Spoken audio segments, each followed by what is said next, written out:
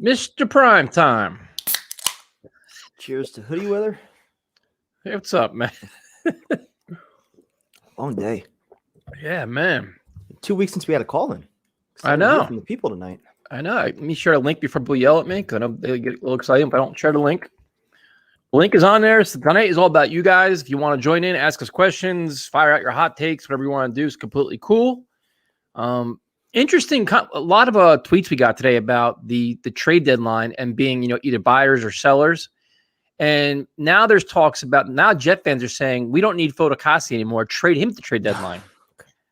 And I was like, wow, that's a quick change of that's a guy we really haven't even talked about. Well, if you think he's going to be out of your price range, then do you consider maybe dealing him if you can get a second or a third round pick? I'm just pointing that out because we paid Lawson already, and we just, how much do we pay John Franklin Myers? How much do you want to put to your defensive line? You still got to pay Quinnen eventually. Yep. That's a good question. It's a good question. It is a good question because at first I'm like, oh, this is ridiculous. Like, we're not even going to talk about this. I'm like, wait a minute. You paid John Franklin Myers. You got Carl Lawson. You got Quinnen Williams, who's going to get a good amount of money. How much money are you going to invest in a defensive line? I mean, CJ Mosley's not cheap. I mean, you got a lot of and Rankins is still under contract for next year, I think, too. Yep. So you got a lot of money invested in the defensive line. So it's like, all right. But then you realize that it's also he's a team captain, yes, and Saleh puts a premium on the front seven, which is another thing. He's a quality guy. To me, I guess the question I would have is, what would be his value on the open market? Like, what would if he becomes a free agent? What would he be worth? Like, what is he, $6, $7, $8 million a year? I think he can get a little bit more than that. He's one of the best run stoppers in football. I mean, he doesn't really do much against the pass, I guess, but still a leader, still a team captain. And this was a contract on the open market. And this is a couple points people kept making today was they would have paid Foley over John Franklin Myers. And I'm like, a lot of times you pay for the edge. We haven't had an edge in forever. And that's why they paid Lawson. That's why I'm thinking they got John Franklin Myers. Not at that elite level, but it almost seems like he's kind of becoming a little bit like a mini Snacks in a way, right? Yep. The way he plays against the run, kind of under the radar, 6th round pick. I think Snacks was undrafted. He's come on quick these last few years. Tough to lose him. Yeah, I mean, and he's definitely a fan favorite. You see how he's a lunch pail guy, hard worker, not a lot of flash, just makes consistent player. Interesting. I'm telling you, I discounted it right away. I'm like, oh, this conversation is so ridiculous. I'm like, maybe it's not. That was my initial reaction when you brought it up, and then when you start thinking about the guys they've already paid and some of the needs you still have, it could make sense if you don't think you're going to re-sign him. What's up, Michael? Yes, that's something you guys want to talk about. The three names that came up today, and just so you guys know, we're on Facebook. Let's Talk Jets Radio, at Talk Jets Radio, Instagram and Twitter. We don't promote it enough. We should probably do that. We don't do that. It's me. We don't promote anything actually. That's me too. So. But the three names that were mentioned the most about in terms of being traded were Marcus Maye, Crowder, and then Foley. So we'll go back to the Maye thing. I think last night we all kind of agreed that, all right, listen, if you're not going to keep him, he's obviously wasn't healthy this year, has a pending suspension. I don't think his value is going to be all that high. I'm not sure what you're going to get him, but I can understand a notion of trading him. And if we can stay consistent where it's like, you know what, Saleh puts a premium on the front seven, the back end isn't a priority, Maye doesn't fit it then. And I think his story here has been written already. He's clearly not happy. His agent is clearly, kind of sending the message out there from Marcus Maye that he doesn't want to be here anymore. So I think it's just time for all parties to move on. Maye clearly wants a fresh start somewhere else. The Jets have no interest, I don't think, in paying a 29-year-old safety that's had some injury issues that, has kind of been up and down throughout his career. Even though we'd like to believe in his potential and what we've seen at times, he hasn't really done it consistently. He's not a huge game changer in any way. So I just don't see the Jets paying him. He wasn't a Joe Douglas guy either. So no, like him trading him at the deadline would not surprise me whatsoever. Like I said, he wants the big money. He wants a big contract. His agent's been speaking more than he has, but obviously he's been classy. He hasn't been a distraction by no means. The agent fires off a couple stupid tweets, whatever. So that's fine. The Jamison Crowder one is interesting. And if we're being completely honest, I'm sure he wants to leave, dude. He took a pay cut to stay here. But I think at some point he's like, you know what? Do I want to stay here with this rebuild again? Or do I want to kind of explore the open market and get on a team that's winning with probably a much more established quarterback? And again, right now there's a rash of injuries all across the NFL, man, where a guy like Keelan Cole or even Crowder could be, I think probably Crowder more than Cole, probably has some value. Dude. We could probably get something for him as opposed to letting him walk next year and getting nothing. I think Crowder would be much more well known if he wasn't on the Jets. Solid as hell, Yep. just gets open, good Consistent. player. But for the Jets, considering all their struggles on offense, can you really afford to be dealing pieces right now? That's kind of what we were talking about last night. Yep. If you have one injury to Corey Davis, or if Elijah Moore goes down for a couple of weeks, and now you don't have Crowder, also that's kind of a problem. So if you're looking at it more from the side of, all right, I want to get Denzel Mims out there and maximize his opportunities the rest of the way, that's fine, but you should still have depth. So unless you're getting like something significant for Crowder, I'm not touching anything on the offense. So some questions about Maye, letting Maye walk and getting potential compensatory pick. Yeah, but you're going to get your value this year as opposed to waiting for that compensatory pick. That's the difference. And the compensatory picks aren't guaranteed. It depends on what you do in free agency too. So if we end up signing a bunch of names that offset the guys that we lose, then we still don't get the pick. So it all depends what their approach is in free agency too. Yep, absolutely. So I get it. Like I said, it's going to be very, very interesting how they handle a trade deadline. But those are the three biggest names that were mentioned, and I'm not surprised. And then it's like, will the Jets be buyers at any point? Are there any positions where they could be buyers? And my answer should be yes. Like, they have draft compensation. If somebody sticks out to you, whether it's like an offensive lineman or a tight end, but to me, you have criteria where it's like going into the 25, 26, 27 years old, going into the prime of their career, not on the tail end, either under contract or that you're going to give them a contract next year. Like don't buy, like, to me, don't buy a rental. Get somebody that's going to be here a little bit, and that's going to have, like, you can build around, like, it's a piece of your puzzle. Don't just throw away draft picks for 8 games. You know what I mean? Like, that doesn't make any sense to me. Yeah, and if it's going to be that player that's on an expiring contract, make sure that you're willing to pay them whatever they would get on the open market to bring him back. Be confident that they would fit what you're going to do here long term. Kind of like what we were talking about last night with OJ Howard. I think he's a guy at a position that we need, a young talent that's he's dying for an opportunity to break out, I think. So I think that would make plenty of sense. But yeah, tight end, maybe, like you said, offensive lineman. Other than that, I'm not sure what the Jets would really be in position to buy right now. Like a right guard. I wouldn't, if there's got to be. I mean, like, as much as we all hate Greg Van Roten, there's nobody out there. There's nobody in the world better than him we could pick up. Like, and I'm to the point now. This is how bad I've gotten prime time. I obviously on Twitter, I follow Aaron Wilson. I'm following the tryouts now all across the NFL. I'm like, what is Joe Douglas doing? Like, I'd have like 30 linemen in every day. Be like, all right, I don't care if you played in Canada, Brazil, Mexico, Argentina. I don't care where you played. We're gonna try you out to see if you could play offensive line. It's just teams usually aren't giving away good offensive linemen. So that's true too. So anything you guys want to talk about, we'll talk about. We're gonna get a lot of people on. Would we take Odell Beckham Jr.? No, we would not. I don't think so. That doesn't serve. That's just not the right player at this time for us, man. We can't even get Elijah Moore involved in our offense. Men trying to get Beckham involved, and that would be a fiasco.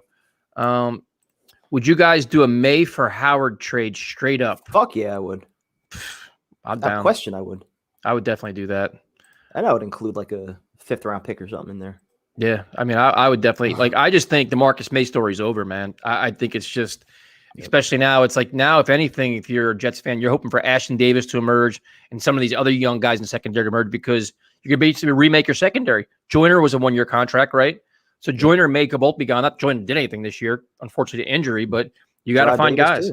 1-year contract. Yeah, another guy. So you want to see the second half of the season, the safeties develop, the linebackers develop. And look at this. We got the third amigo showed up. Only 10 minutes late today. Here. No shit. Can he even hear us? What, are you washing your hair? What are you doing over there? What, he's doing his hair? And he's got his microphone's not on either. What is he doing here? What the hell? What are we doing? Does he know he's like even on right now? I don't know what he's doing. We're going to bring on Jomo. Jomo, what's up, man? What's up, guys? What's up, dude? Tyrone was getting dressed, man. I don't know what he was doing there, so we took him off camera. I don't know what he was doing. Microphone was off, so. I wasn't even watching. But you didn't miss much. How are we feeling after a week off? Any better? If we weren't playing the Patriots, I'd be feeling better. Yeah, right? Patriots looking good. Yeah. Patriots looking real good. So, as of right now, do you guys feel that Marcus Maye is kind of checked out of the team? That's kind of the vibe I'm getting. He's been hurt. But I feel like a player with an ankle sprain on a contract year kind of be on the field a little more, fighting through it. I don't know. How bad is it? I mean, it was kind of like we didn't even know it happened. Like, did it even happen in a game? Because I didn't realize him walk off the field or limping or nothing, you know? I don't know. I feel like he's kind of checked out of the team. He really kind of lost interest. Dude, when you get involved in the DWI and don't tell the team, and then you had another incident a couple weeks later and didn't tell the team, and you blindside the organization with it during contract negotiations, not a good look, man. I think the damage is done there. I think not at all. Yeah. I think the contract negotiations are probably ugly to begin with, and then it got uglier, and now it's just like, you know what? It's probably over now. But then, like we were talking about this before, like I don't think his contract demands fit what Joe Douglas and Saleh think in terms of playing a safety. They're not going to pay a safety big money. I just don't see it. No, I don't either. Especially not one that they didn't bring in. Yeah. Yep. Yeah, 100% agree. So, Jomo, what do you think about this offense, man? Because I think coming off the bye, they're coming off an abysmal performance where Zach Wilson looked like he was lost, dazed, and confused. What are your expectations going forward the rest of the season? I want to see progress. I want to see him make the routine, easy throws. You know, the two-step drop, three-step drop, ball out of your hand, get into the receiver's hands. And I feel like that's what he's been struggling with the most so far within these 5 games. Something that I've just, I try to rationalize everything because I'm a big fan of the kid, and I just feel like with how much training he's been doing since the end of his college season, he probably hasn't been doing the classic 3-step drop, ball out of your hand throws. I feel like he's been practicing those wow throws, like how am I going to get myself as the 2nd overall pick after Trevor Lawrence, and routine wow throws all day. And maybe he is practicing the 3-step drop. Shouldn't that be on the coaching staff to make sure he's practicing all that stuff? Yeah, which is what I was going to be getting to. On the practice field, I feel like that should be the only thing he's doing. And I kind of felt like that's what they were dishing out during the whole preseason training camp action, because they were saying he wasn't really running out of the pocket. I mean, you guys were at the training camps. What did you see? No, that's exactly. They're trying to. We were saying they were streamlining it, very simple stuff, very basic stuff. But then at the same time, we saw the ball out of your hand quick. Yeah, but then again, we saw a lot of Elijah Moore in training camp too. Had that transition out. Yeah. Where is he? I don't understand. And my thing with Elijah Moore is he was a great receiver all around in college, and that's great and all. But this is the NFL.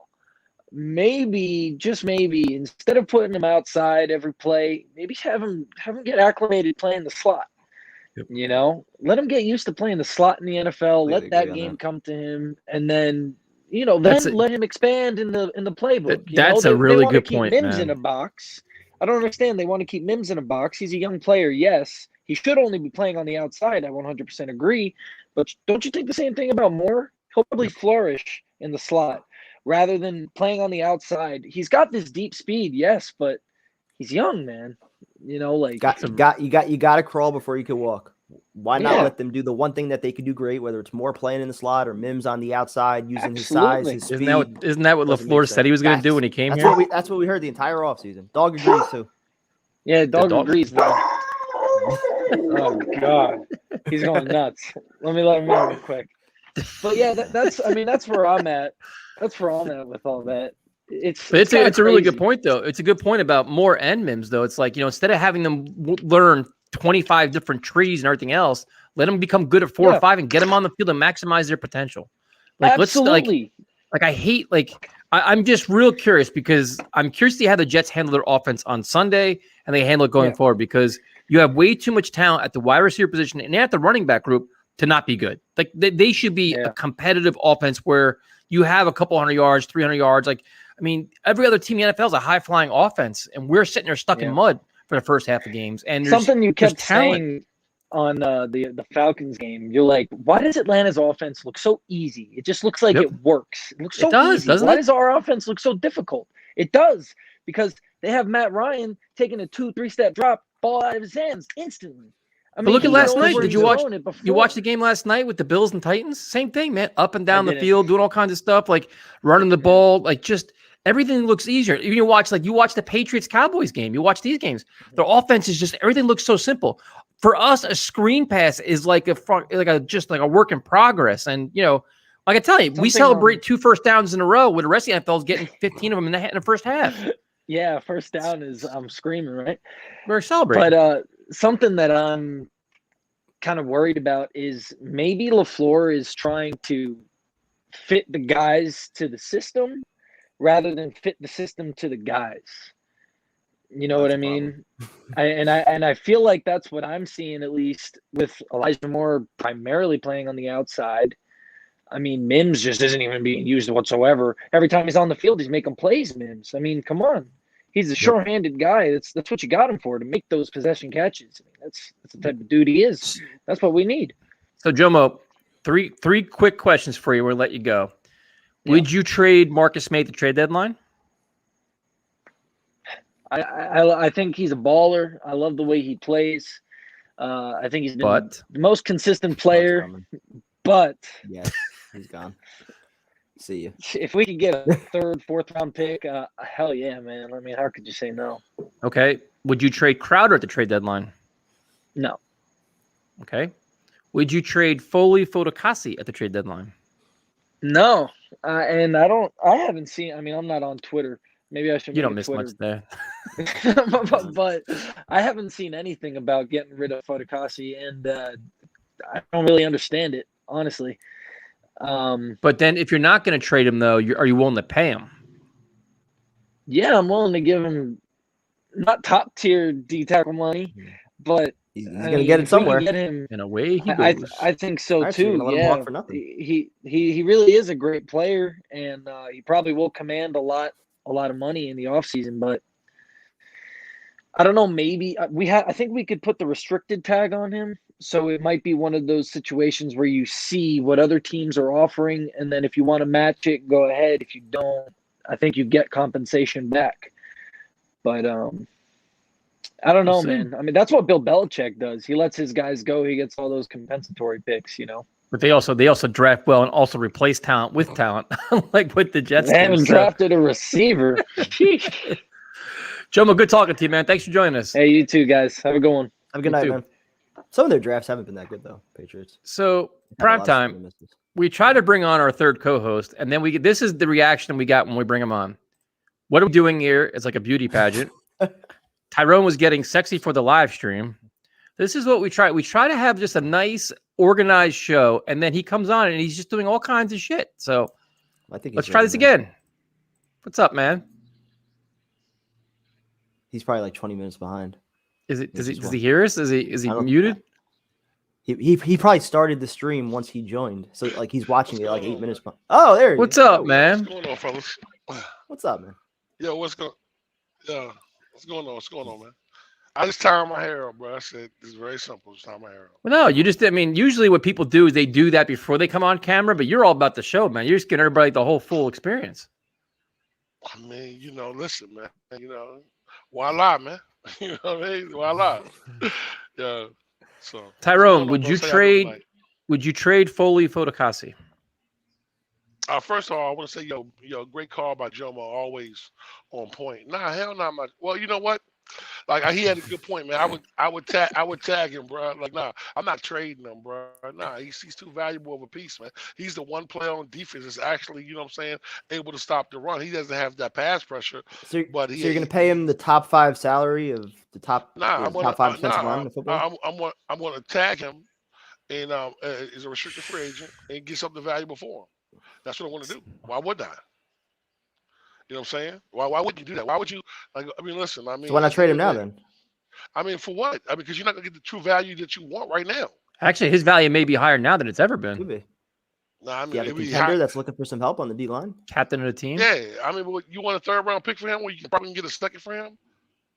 Why not? You know what I'm saying? Listen, you have to replace talent with talent, man. Listen, we're a talentless team who wants to give away talent. That makes no damn sense, bro. Like that's just a loser. Yeah, but how much money are you going to invest in defensive line? You paid Myers. You have Quinnen Williams. Who else are we paying? Else? Dude, Carl Lawson, John Franklin Myers, Quinnen Williams. You know how much money that is right there? And Sheldon Rankins. Who else are we paying? We're paying C.J. Mosley. Name somebody else on our team that's getting more than $6 million. But here's a newsflash. You're going to pay Quinnen Williams in a year? Yeah, and here's a newsflash. You know why we're not paying anybody? Because we don't have no goddamn talent. You got to pay for corners soon, some safeties. And you want to get rid of talent. That's probably the best player on our defensive line. But it's a position of strength, though. I mean, you can't say that because you just said it on the show earlier. Just did. I mean, you just said on the show last night that that's our biggest problem is players not stepping up. He's one of the few that's actually showing up every week. Okay, so you want to invest. Why not So trade? you're going to invest a lot of money in the defensive line, and that's where your Why not approach is Shepard? going to be. I mean, You can fine. just not resign Shepard. He can just walk away and be gone. yeah, exactly. Trade Shepard. So what are you paying Foley then? Probably give him like $9 million a year. We're on the highest paid defensive line in football. I mean, yo, bro, listen. And still can't stop the run. And we still wouldn't have a double-digit sack guy either. I mean, but he's not there. He's not there for sacks, bro. He's more of a run stop. He's the only run stopper on the defensive line. You know what I'm saying? The deal with Rankins, what's that 1 year? The only run stopper on the defensive line. Then why are we paying Quinnen then? What are we paying Rankins for? Yo, actually, Quinnen is better on pass rush. You know what I'm saying? Than he is really on stopping the run. I mean, So now Quinnen's one-dimensional. I mean, yo, bro, listen, at the end of the day, bro, I'm seeing what I'm seeing on tape, bro. Numbers don't lie, bro. He's not stopping the run like that. He's more of a pass. So what are we paying him for? We should be trading Quinnen then. Nah, I'm not trading Quinnen, bro. I mean, why? If he's only one-dimensional, he can only rush the passer. How many sacks do we have? If it's your philosophy, we trade every good player on the team. We just suck for the next 10 years. That's No, what see, you want, right? don't get all mad at me because I'm questioning your logic. I'm just saying we only have so much money under the salary cap, and this team has plenty of holes. We don't pay nobody. We don't have no talent. And y'all guys did they just not pay Carl Lawson? Did they just not pay John Franco Myers? Did they just not pay Corey Davis? Is he on the field? Was the money paid? Is he on the field? Was the money spent? Is he on the field? Okay, listen. Is the money spent? We don't pay nobody. Well, so we pay it, and it's like how much of our cap money is that, Tyson? And guess what? And guess what? Guess how many guys they gave 1 year deals to that aren't going to be back next year? So guess what you got to do? You got to pay them too. You want to trade Crowder right now, right? When we already struggling on offense. So what? Crowder? So next year, Crowder's gone, Cole's gone, Jared Davis is gone, LaMarcus Joyner's gone. All these guys on 1 year contracts. Well, guess what you got to do? You got to pay somebody to replace them. No. But in your philosophy, we're all going to have 5 defensive line. We can't afford nobody else. Or a draft. Oh, that's right. We're gonna draft 12 starters because that's worked out real well for Joe Douglas. Listen, no, this is my whole point though. You guys just pay everybody. Especially with your man Primetime over there, the little smirk. Is your last name? Is your last name McCagnon? Tyrone McCagnon right now? No. The problem is this though. How do you have a talentless team who don't have a lot of talented players? And what do you want to do to fix the problem with your young quarterback? Oh, let's just trade Crowder. That makes logical fucking sense. Who said they wanted to trade Crowder? I didn't want to trade Crowder. We're talking about Foley. Me? Why don't you stay on top? We're talking about Fodakasi right now. We're talking about Fodakasi right now. We already struggling on defense, so you want to get rid of the one run stopper that we have? But if we're struggling, then why is he that valuable if we're struggling? I mean, if you tag him and someone signs him, bro, we're still going to hire. If you tag him? Gonna give him what, fucking $15 million a year? No. If you make him unrestricted, restricted free agent, you know what I'm saying? Can you do that with him? He was a draft pick. I don't know. Undrafted guys, I think you could do that. I don't think you could do that with him. He was a draft pick. Yep. But no, I don't know if you're saying I wanted to trade Crowder. I definitely don't want to trade Crowder. With Foley, it's more just like how many guys are you paying on the No, I mean, why trade Crowder? Let him play the rest of the season and walk away and get no compensation. That's a great idea. No, why would we get compensation for Tyson? But why would you take? If he goes away, we get a comp pick for him. Maybe. Why would you take that? Maybe, and that comp pick is a year from now. Take that from your young quarterback for a 5th round. I'm not even using them now anyway. Maybe you can get your young quarterback to use receivers that young guys are going to be here next year. You fix nothing with a young quarterback by subtraction. Maybe you put Elijah Moore there. Let him work. Yeah. Why not re-sign Crowder anyway? Why not bring Crowder back? It makes sense. You think he's going to want to come back? You make him take a pay cut this year, and he hasn't. His stats are horrific. He took it. That's right. He probably took it for now because he took it for now. He was going to get. Look at the time of year he took it, where the market was already washed up. They should have did that shit in the beginning of the free agency. Probably like, you know what, I'm out. And cut me now so I can go somewhere else. Money talks. If they offer him a contract, why wouldn't he come back? Yeah, we have a lot of money, bro. You think they're going to offer Crowder big money? What's big money to you? So wait, you're going to make him take a pay cut this year and make him come back next year and give him a pay increase to stay? He'd be like, I'm out. That was what the market dictated last year. Exactly. There's no way you bring Crowder back, man. You go. He's supposed to be like the Band-Aid to everybody gets caught up to speed, and your young guys take over. He's what? At some point, Elijah Moore should be replacing Crowder. I mean, at some point, man. At some point, you have to realize you need talent on this team, bro. At some point, you got to build chemistry. What is Corey Davis? At some point, you got to build chemistry too. Yeah. So chemistry. So what? So how you're going to bring back? You want to bring back Crowder? Go for it. Good luck trying to resign him. I doubt he stays here. I doubt it. Yeah, he's the kind of player, if he comes in too expensive, you let him walk. But if you can sign him at a reasonable rate, why not? You let him walk, and then you miss out on draft compensation you could have got for him. If somebody offered you a fifth round, is that 5th round pick worth it for 11 games for Zach Wilson not to have a reliable receiver in the slot like Crowder? So what is Keelan Cole? What is Elijah Moore? It's not like the cupboard's. What about Braxton Berrios? We have guys there. And what if one of them goes down? Then what? And what if the world ends? What if the world ends tomorrow? What if the world ends tomorrow? We're not watching football anyway. We've seen guys go down. What if the stadium closes? I'm not going to watch football anyway.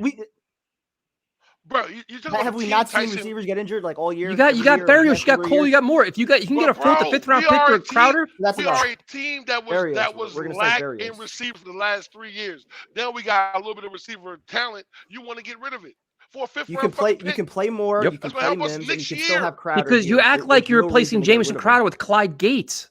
You're replacing with capable guys. Keelan Cole's capable. Elijah Moore's capable. And here's an idea. You may actually have to use Denzel Mims. Oh my God, what an idea that could be. Actually embracing the youth movement of guys that you drafted. What a fucking novel idea that is. Well, what's more important though? These guys these young receivers getting better, or our quarterback getting better? What's more important?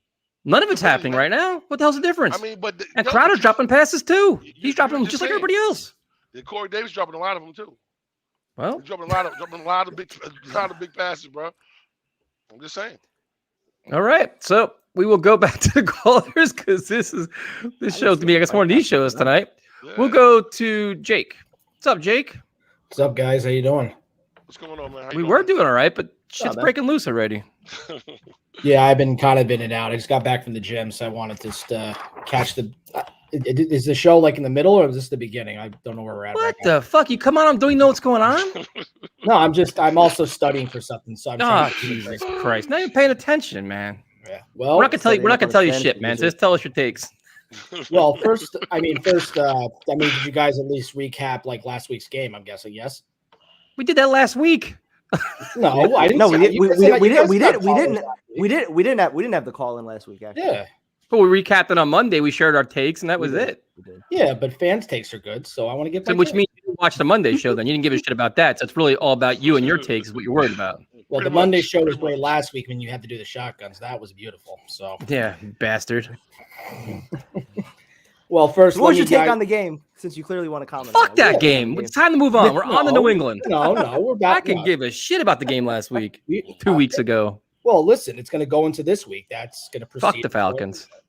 Yeah, well, fuck the Falcons. But the bottom line is that game, if we had won that game, it would have been because the Falcons blew it. We had no business really playing in that game at all.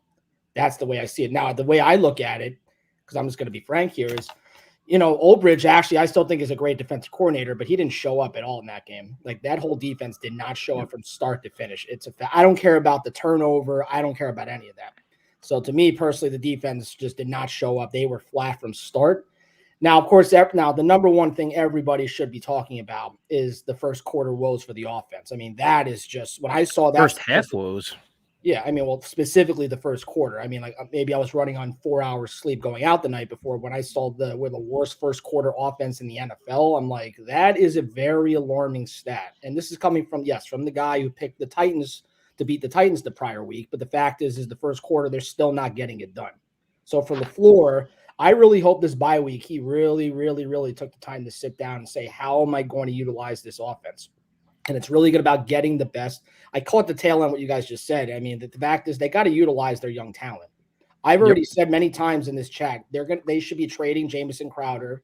Thank you. Getting his stock up. That is the goal of it. They want Elijah Moore playing. Get him out of here. They want Elijah Moore here. Jamison Crowder is one of the last. It makes sense to you. It makes sense to you to get rid of talent when the quarterback needs help. And the offense is already fucking struggling. It makes sense to get rid of a receiver. Maximize the talent on your roster. Absolutely. And he's done that so far, right? But why do you have to get rid of Crowder to do that? You can keep Crowder and you can still play more. But he's not irreplaceable. You act like there's nobody you can replace him with other people on your roster.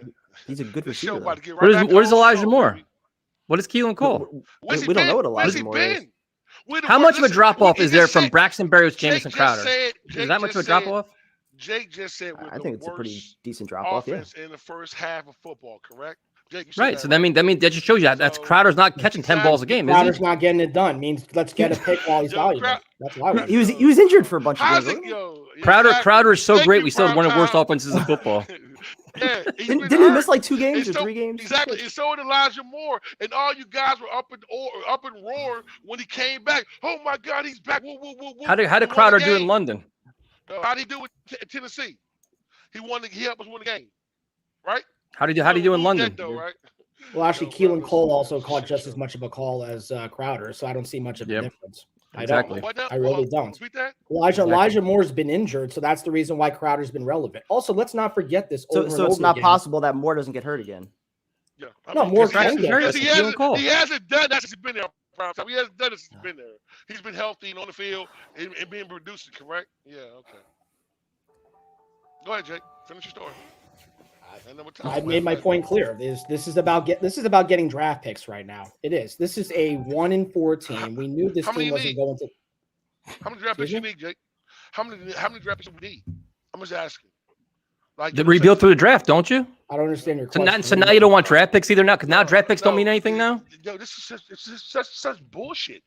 Like you guys Now we don't sitting need there- draft picks. Fuck the Nah, draft. Now it's you built through guys are free sitting agency. there Let's saying go. that, you would Spend rather, that money. You would rather put your young quarterback at risk, not have somebody dependable for him. You act like Get a taking Having a you bad act fifth offensive round line is draft putting the pick quarterback at for a risk. fifth Tyron. round or Not sixth round ridiculous. draft pick. Okay. What Yeah, the we fuck don't- is Okay. fucking kidding me, bro?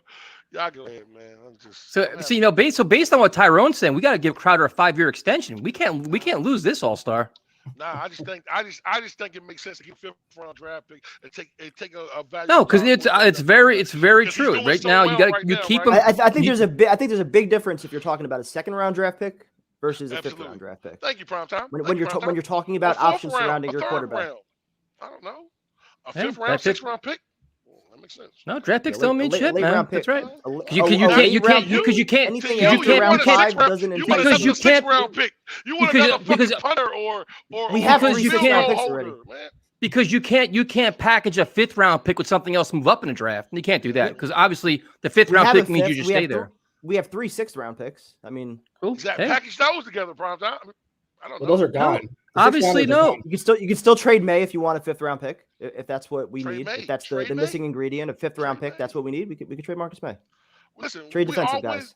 We all Don't win take this talent away all from season. Wilson. They're going to we trade went Maye. in- They're going to We trade went him. into this all season saying the most important thing was our young quarterback, you know what I'm saying, giving him stability and helping him out. Didn't you learn from the Sam Darnold shit show, that if you don't give him weapons, if you don't give him help, what happens? Not us, though. We were the same team that wants to trade away. This is why we lose. Did Jamison This is why Crowder we- become Devontae Adams? I must have missed a Nah, man, newsflash no. somewhere. It's Somebody just somebody tell me where quarterback, Jamison bro. Crowder became. I never What- realized. wasn't it on this show that his first game back? We were saying, oh, what a great security blanket that is for Yeah. Zach Wilson to have. And now. if now he he's rid of him? it's great. He played well, but other than he's Yeah. replaceable. He's not like he's irreplaceable. Tyson, you're correct, Tyson, and I'm not saying that. What I'm saying to you is this, though. What is so important to this young quarterback is the development of this quarterback. Getting him better, getting his offense better. Removing him from that, just kills everything. It's bullshit. Tyson, give an opinion. Stop smack. I gave my opinion. But what? Well, That's why we're Tyron, arguing. Tyron, let me ask you something. Why did they tell Jamison Crowder take a pay cut or you're going to get cut? Why do you think they did that? Why did they do that? Because he was getting $10 million a year, and the market value for him was $5 million. They didn't give him the bad deal. The previous administration did. So the fair market value for him was $5 million. Okay, he took that. He accepted that. He came back. What I'm saying to you is this: that's irrelevant to where we are now. You want to trade away something that your quarterback needs? You just said on the fucking show that our quarterback, we are the worst first quarter offense in the fucking NFL. And you want to With Crowder on the team. You want to remove he missed games, right? Then you want to replace him with a guy who hasn't played 3 games this whole fucking season, who missed whole training camp. Come on. But you know. So now you're saying we shouldn't play Elijah Moore? Trade him for a 6th Now we round shouldn't pick. play Elijah Moore because he hasn't Trade played. him for a 6th round pick for 2024 draft, bro. Makes good sense for us, man. It's crazy. I mean, if you think about it, Tyrone, if you think we're in a bad situation, Crowder's played 2 games this year, and one of them he caught 7 passes. There you go. Win. Yeah. How many catches Elijah Moore got prime time? He might have 7 or 8 probably for the year. How many games he played in this season? 4 or 5. What is your point about Elijah Moore now? So wait, the Elijah Moore point makes no sense I whatsoever. think his point. I'll let him. Isn't his point that we don't know what he is right now? But how do you? But prime time. How do you find out what he is? You feature him in the offense. You can play him while keeping Crowder though as insurance, or you can play in the place of Crowder. Have we not learned? Who's more important for our quarterback right now? I'm sorry. I'm just going to use the point of and I'll be quiet. I know I'm just gabbing along. But let me ask you one question. Who's more important to our young quarterback? Crowder or Moore? I'm just asking. More. Who knows? It's Moore. We don't know what Moore is. They got to feature Moore. Let's see what Moore even is. Wait, this is the same Elijah Moore everybody called Rookie of the Year in training camp and preseason? That Elijah Moore? Oh, he could be the best receiver in the draft. All this shit. And everybody's like, oh, fuck him. We don't need him. Jameson Crowder's our guy. What? What are we talking about? Who's going to be here long term, Tyrone? Who's going to be here next year? Who's going to be here the year after that? Who should be one of the building blocks on offense? We only need 3 wideouts. We only need 3 wideouts. You think Crowder? I guarantee Crowder ain't going to be here next year. So you guys are going to haggle over for 10 games. You're going to be like, he's going to catch 30 passes for the rest of the year and be gone next year. Congratulations. Good job. And if he helps Zach Wilson, is it worth it? Yes. If he helps. And if Elijah Moore helps, if Denzel Mims helps, if Braxton Berrios helps, if Corey Davis helps, if Tyler Kroft helps, if Michael Carter helps, it's not going to be a Jameson Crowder one-man show here. No, but he's a piece, and we need pieces. I'm sorry. I'm not willing to risk guys getting hurt and Zach Wilson out there for however many games to close out this year. So the reason to keep Crowder is because we're worried about injuries. Yes. Have depth. Okay, then we shouldn't trade anybody. We better keep Marcus Maye then. We may have more safeties getting injured. You can afford it on defense. We better keep Fotokowski. Don't trade him. You can't see the difference between defense versus helping your quarterback. Marcus Maye is one of your best players on defense. Isn't that important to build your defense? What's more important, the quarterback or your defense? He's the quarterback of your defense. No, he's not. Come on. Look, the support of this team and the support of the quarterback is a good offensive line. Like if you have a good offensive line, you can get the best out of your receivers, and if you have a good enough offensive coordinator to get it done. So that's the big thing here. You don't need offensive line. You got Jameson Crowder, man. He's the savior. Is he Taysom Hill? Does he just pour you the Gatorade? Does he like run over? He's you know what, Tyrone, I apologize. Jameson Crowder should keep him. He's our backup quarterback. So that's what he's here for. That's probably his best value. He's probably better than Mike White. So he probably is. But there's been rumors about Josh McCown coming back. Is that true? Maybe potentially 2 weeks ago. What was that? The Jet Press fucking horseshit article when they're chasing clicks. Yeah. I don't know. I would love to bring him back. I've wanted to bring him back since this offseason. I mean, I still think Nick Foles is still an option. I really think we should try to find a way to get Nick Foles somehow, some way. We should have already went. We should listen. This is the problem with that. At this point, bro, that should have been done. You know what I'm saying? I agree. I mean, and that's why you don't sit your young quarterback who throws 4 interceptions and you leave him in the game. But like I said, man, listen, man, I understand that we have a lack of talent, and I understand that, you know what I'm saying. But my whole point to everything I'm trying to make tonight is this quarterback is the most important thing I've seen. This is it. You know but we all agree with that. Nobody's arguing with you. We all agree that he's our priority. We understand that. And we just watched 4 years, 3 years of a quarterback without having talent around him, and how detrimental that can be to his success and moving forward. This quarterback already, you know what I'm saying, he needs. We understand all of this. We understand the situation and where we were and where we are. Jake, thanks for joining us, man. We appreciate it. Have a good night, man. All right. Good night, guys. Have a good night, Jake. Yeah. All right. No, this is just. No, we back to normal now, baby. I thought this was gonna be a calm show. Bye week, chance to refresh. We're refreshed, all right. So now baby. We're gonna bring on this next caller for about 3 seconds just to show what he's doing, because I don't know what the fuck is going on right here. Wait, does he have a gas mask on? I don't know what the hell he's doing. What are you doing? I know he's taking it off. It's an Oculus Rift. No. Virtual reality. On, big dog. Just put it back on. Fuck it. The VR headset. Vince, That's better. I got a question for you, man. The world wants to know, man. You have a girlfriend, man? No. I could probably tell why. I think you should answer questions with the headset on, to be honest with you. Yes. Listen, do something to make me laugh tonight, bro. I need it tonight, bro. Yeah, because Tyrone's he's just. Nah, he just killed me with that just get rid of time. We gotta get like a bad take meter for Tyrone. This should be off the chart already. That was your ass tonight, bro. I was waiting. I was just waiting in the queue playing some VR horror games. Sorry, we bored you, man. No, I can hear you. I was listening to the whole thing. So how you doing, man? I'm doing good, The fuck is Tyrone laughing about? I don't, What happened? I don't know. I don't know. They're enjoying, like a perfect bye week for a Jets fan. how your dogs doing? They're doing fine, Good. So what are your thoughts with trading Jamison Crowder? Honestly, I could go either way. I see the pros, I see the cons. I'm like, whatever they do, I'm gonna be cool with it. Whatever they do, if they want What to kind of fucking take is that? I hate that. Is the worst answer. That's just like I'm gonna be a puppet. That's an I don't want to fight with either of you three. Take. Let me That's just what whatever that is. they do, I'm happy with it. What kind of this isn't fucking some other channel, man. That's the shit you can pull somewhere else, not this show. That's like a Steve answer. Can I get? All right, you want me to give you a better answer?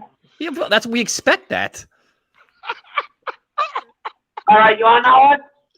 Honestly, maybe that's right. I think you're right. We need to get some more playing time and get him in his comfort zone in the slot. And the best way to do that is to clear a spot ahead of him. Well, I mean, it's only with a certain point. You got to set like a barometer saying, listen, if we get this value for Crowder, we'll take the trade. Of course, the right price. I never believe in trade. If you're gonna trade someone, make sure you get the right deal. Do not. So what's the right deal? In your opinion, what's the right deal for Crowder? Probably, I think the probably best case scenario I think you're probably gonna look to is get a third. Third, I'm done, dude. He's out the door. He goes. Tyrone, you? I mean, for a third, yeah, no problem. But wait a minute, he's so important though.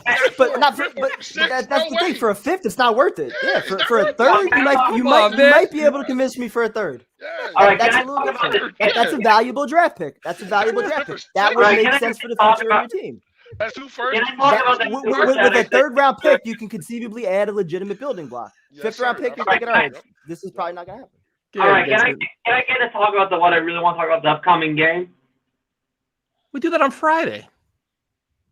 If I want to talk about that super chat I sent you guys yesterday, because I didn't know if you guys were going to have a show, so I sent that in.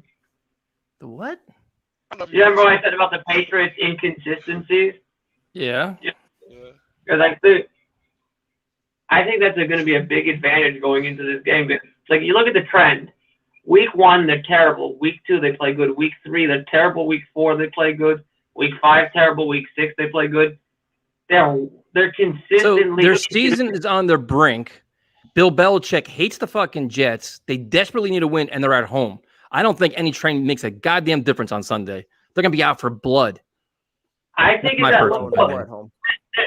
This team is not. This is not the juggernauts of years past. Bro, they went play for play with the Cowboys. They've been in almost every game this year. They're not losing to the week before they barely beat the Texans because the Texans pissed their pants. And then before that, they were flat out humiliated. And before they were flat out humiliated by the Saints. And before that, they blew an easy win against the Dolphins team that's now 1-5. They went throw for throw with the Dallas Cowboys in a big spot. The Cowboys are easily one of the better teams in football. Only because Mike McCarthy is a terrible head coach and can only be bailed out by high-end. They did it, man. They still found a way to compete with them. That's more than the Jets have done all season. I don't trust this team. Look, you cannot trust this Patriots. They are the Jekyll. And you can trust the Jets? They are the Jekyll and Hyde of the NFL. What the fuck are the Jets? They played 4 good quarters of football. I said Jekyll and Hyde. So the Jets are just Jekyll then. So Jekyll versus Jekyll and Hyde. I'll go with Jekyll and Hyde, and you're just a fucking Jekyll. Jekyll is the good one. So if you're gonna go by the Patriots trend, what's the Jets trend right now? Look, it's the bye week. They're coming out of the bye. They've had 2 weeks to prepare. What? Okay. And look, I think the key thing is to get Mike LaFleur in the coaching booth. If he's more comfortable in the coaching booth, there's probably a good chance he does a better job from there. Okay. Tyrone, your thoughts? I love you, Vincent. I have nothing for you. 44. This is a great. 44-13. What about Heckle and Jekyll? You 44-18. guys never watched Dr. Jekyll, The Curious Case of Dr. Jekyll and Mr. Hyde? Primetime used to watch that all the time. Never seen it. Vincent, you really made my day, bro. I was like, yo, bro, I've just been laughing, bro. I love you, bro. You're so cool. The bro. trend. Like, yo. It's a trend. You can't like look what you're gonna ignore the fact Give me that the they play Jets like trend. So if you're gonna go by that, what's the Jets? Jets trend on offense in the first half of every week? Shit. What's the Jets trend after the bye week for the last like 10 years? Yeah, exactly. I don't think it's Get murdered. You can't judge on the past. You can't judge What's on the trend on the road? Tell him, Vincent. Tell him Look, again, Vincent. I don't Tell care him again, about that. Vincent. Oh, you don't care Tell about me. that. You only care about the Patriots trend. No, I don't look to the past. I look to the future. And my prediction. Look, I'm gonna Well, tell if you you don't right look at now. the past, then why are you talking about trends? Right now, I'm gonna tell you every prediction I've made about the Patriots over the last 2 years has been spot on. Tell him, That's V. bullshit. Tell him, V. Then you'd be Tell a him, million. You'd be a Tell him, millionaire V. then. Tell him, You'd be a I'll millionaire tell you then. V. You'd You be want to betting hear all then. my predictions since 2019? You want to hear all my Jets? My No, I Patriots? don't. I can get two shits. I don't believe you. Tell him, Really, V. you don't. Get him, V. I will get you the receipts. I will get you the I receipts. don't want no fucking Get him, receipt. V. If you, Get but him, see, V. why would you live in the past? I kind of want the receipts. He's living. He Yo, doesn't, get him, doesn't want to live in the Alright, past, but he wants to show me receipts. I don't give a fuck about your receipts. You wanted prime time. I'll send you, but like I'll give you the predictions. Just get over. I said in 2019 after the Ravens game, their season was over. I said they're the It's most. so easy to overrated. say this shit now. I You know said they're what? the most You know what? I overrated. made a prediction Hey, I for the got last ideas. 10 Super Bowl winners too. Want to know who they are? I'll tell you exactly when. I can tell you exactly when the last 10 Super Bowls. I predicted all of them. Hey, I Yeah, got an fucking idea. break. Hey, Vincent, listen, Vincent. If you're wrong, you got to eat one of your like your little pepper things or whatever, dude. Like All right, look. All right, look. I'm not trying to say the Patriots are going to play. There's a good possibility that they're going to come You out just playing said the up. trend. My God, wait, my God. Yo. Can Tell I him, V. clarify Tell him, myself? V. No, Fuck you that shit. can't. Fucking ridiculous. You're out of here. Fuck that. I'm done with that shit. Yo, Didn't give a shit. yo, when I say This my is worse man than our Vincent- fucking call-in show. Hey, God listen. damn. These Tuesdays are shaving like years off my life. Hey, What listen. the fuck is going Hey, on this- here? Hey, listen. If you can't fucking laugh when Vince is on here, bro, something wrong with you, bro. Like that shit. I got tears in my eyes. I got real tears, bro. I do this. I funniest guarantee shit, I bro. lost fucking brain cells. I mean, I've lost a lot of brain cells. That one just fucking wired out at least Yeah. 40 of them. Hey, listen, you should have Fuck. a little virtual reality thing to tell you the future, bro. I can tell you the history, bro. It was so distracting too, man. I'm trying not to look at it like just. It's like what the fuck is he doing? Dude, that Ah. man, he on that good shit, bro. He got This bro. show is just off the rails tonight. So let's go on to our longtime friend, Tim. What's up, man? Hey guys, how you guys You. doing? Hey What's Tyrone, going Mr. on, Prime Tim? How Time. you doing, man? How you Tell doing, you bro? Get us back on track, man. Yeah, I'm back, baby. No, yeah, Vincent's a tough act to follow. But, well, Think of your record. what do you want to talk about? The Jets, my band, or drinking beer first? What do you want to talk about first? Your band. Thank you, Fuck man. all three. The show's actually this weekend, Saturday night, but it's like a Saturday night midnight show. It's really late. It's really on the late side. What the hell? What kind of shit is that? No, we did it.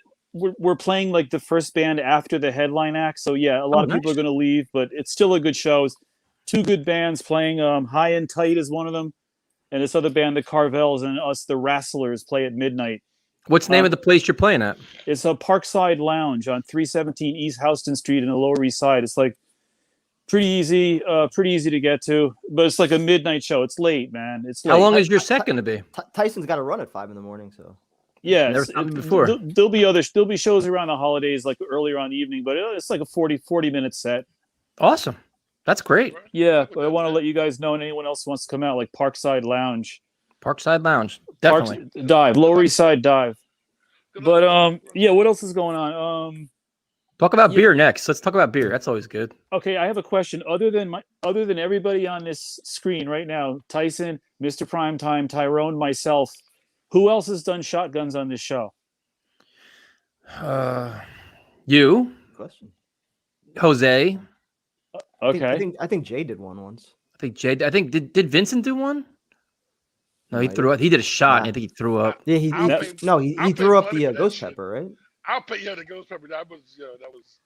But I that think would that's be it. that would be an interesting tape review show, like having everyone's shotguns like analyzed. And I actually have the exact date of mine. It was on May 17th of 2021 on the There New you York Jets Talk Open Topics at 1 hour, 3 minutes, and 40 seconds into the show. I think Jose may have gotten it. Jose did a couple good ones. Jose may have won that. But as far as the Jets go, the product's got to be better. Like I don't. I'm not saying heads have to roll, but the product moving forward, even this season, by the end of the season, the product has to get better. How many wins? How many wins for the rest of the season? Not including the one that got. I say 3 max. Oof. 2 max. 2? 2 or 3. We're gonna go 3-14 this year. Wow. Well, from what we've seen so far, I mean, we've got to see improvement. So what are you gonna what are you gonna change coming out of the bye week?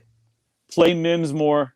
Keep Barrios on special teams only as a punt returner, and play Denzel Mims more. That's my 2 best ideas. Hey, Tim, I got a question. Go ahead. Would you trade Crowder? No. Thank you, Tim. I'm sorry, Tyson, but I'm with Tyrone on this one. I'm with Tyrone. Well, Tyrone would trade him. It's just a matter of compensation. You could twist his arm a little bit because that sounds suspiciously like creating another Sam Darnold situation, just like Tyrone was saying a little bit earlier tonight. I'm with Tyrone on this one. So if you get rid of Crowder, the complete wide receiver group is barren. I think you should keep him. So you bring him back next year too? I don't know. I only care about preserving. You don't know. I'm considering. I don't know. He's not old. But I'm talking about for the rest of this year. You don't want to destroy like Zach Wilson. Although I got to admit that one play. What was the play where he like waved the receiver downfield? Yep. And that was that was Corey Davis, right? Yep. Yeah, that was amazing, man. That was amazing. That was a true highlight for me. But the short passes, like the football off the back of the helmet, that was a really embarrassing moment. you know what I mean? Oh yeah, we streamed it live. I think we went off the rails after that. So, We did. But yeah, that's all I got. Good to see you. So this Saturday night, Parkside Lounge, Lower East Side, midnight. The Wrestlers. The Wrestlers. And what kind of music is it? It's like a classic rock, right? No, it's like heavy. It's like a heavy hard rock, heavy metal. Oh, fucking A, with a little bit of a punk element to it. Do you guys have any? Do you have any? Like, are you on YouTube or anything? No, we got nothing. Come on, man. I know we got nothing. You know what you should do? You should film your set and put it on YouTube so people can see it. Yeah, we're gonna do something like that. Dude, anything you guys have, let us know. We'll promote it for you. All right, listen. Thanks a lot for having me on tonight. Have a good night, man. Hey, good luck Saturday too, man. Yo, blow that shit out the water Saturday, all right? All right, thanks, Tyrone. I will, man. See you guys later. Have a good night. Okay, bye. Have a good night. All right, so apparently our studio was full at one point. That's probably because Tyrone's bullshit. So we'll put more. Everyone wants to fight. The link. I know everybody wants to fight. I don't know why. It's a calm group here tonight. Tyrone's nonsense. Tyson out there with Vincent, man. You know you being mean to V, man. That's the guy, baby. You were laughing for no reason, but you started laughing in the middle. He was just talking. You started laughing. Yo, bro, listen. Yo. Hey, how you doing? Like, oh shit! Like, wait, what I missed? Yo, man, because it's just him, bro. Like, he's just so like he's like, you know, it's just him. It makes me laugh, bro. It's fucking hilarious. But just the only request I have is if we ask a question, just say, I'm good with whatever they do. I honestly hate that answer. I hate it. That gives me like the Steve flashbacks where I want to start breaking shit. It's like, oh, I don't care. Whatever they do works for me. That's when you know they just don't want to fight. Because if they say one thing, well, then they call the wrong show then. Don't give us some bullshit take. Or maybe they just don't see Jamison Crowder being worth fighting about. I don't know. But we just in general, like you can say, hey, listen, I have this opinion or that opinion, whatever. I don't know. Whatever. We're gonna bring on Sneakers to Boots. What's up, man? What's up, guys? What's up, dude? He look like he's like stern right now. He's kind of like, oh shit, what's gonna happen? Did you guys enjoy I like your shirt though, bro. I like your shirt. Yeah, man, gotta represent. Yes, sir. Did you guys enjoy your week off from hell? Hell yeah. Yes. Mm-hmm. Relaxing, man. Best you know what's funny is like watching the 1 o'clock games. We're basically watching the Jets all over again. Watching the Chargers play, get 200 yards, and then the Giants were inept as hell. So it's like we couldn't even get away for at least 1 week. Yeah, you watch like the Patriots, Cowboys. Like last night's game was phenomenal. Bills, Titans was really good. There was some good football. I'll say the start off of Sunday at least. It hasn't been good. No, it was true, very true. So what are your expectations going into this after the bye, second half of the season for the Jets? I wouldn't say as gloom and doom as Tim, but I would say maybe 4 or 5 wins. I would be okay with and I'm very happy with. But I mean, Zach's got to make his plays, man. He's overthinking it. He wants to make the big play. He's just got to work on those short throws. Like he was doing it all preseason, like it was nothing. Like out of the backfield to Tyler Croft to the end zone for the touchdown against the Packers. He had some plays out of the backfield to Westco too. So I don't know what the hell happened, but something did. If you were Saleh and LaFleur, what's one thing you would change coming out of the bye week? Obviously, number one, get Mims on the field and put Moore in the slot more. Moore has been a lot on the outside, I feel like. I mean, I know they want to get their best receivers on the field, and Crowder is always going to be the slot guy. He can't really play too much outside, but Berrios, what the heck is he going to do outside? So it's pretty much like Moore's going outside by default. And when you watch his college tape, a lot of it was especially in on the inside in the slot where he made his due. Would you trade Carter? No, I'm with you. I wouldn't trade him.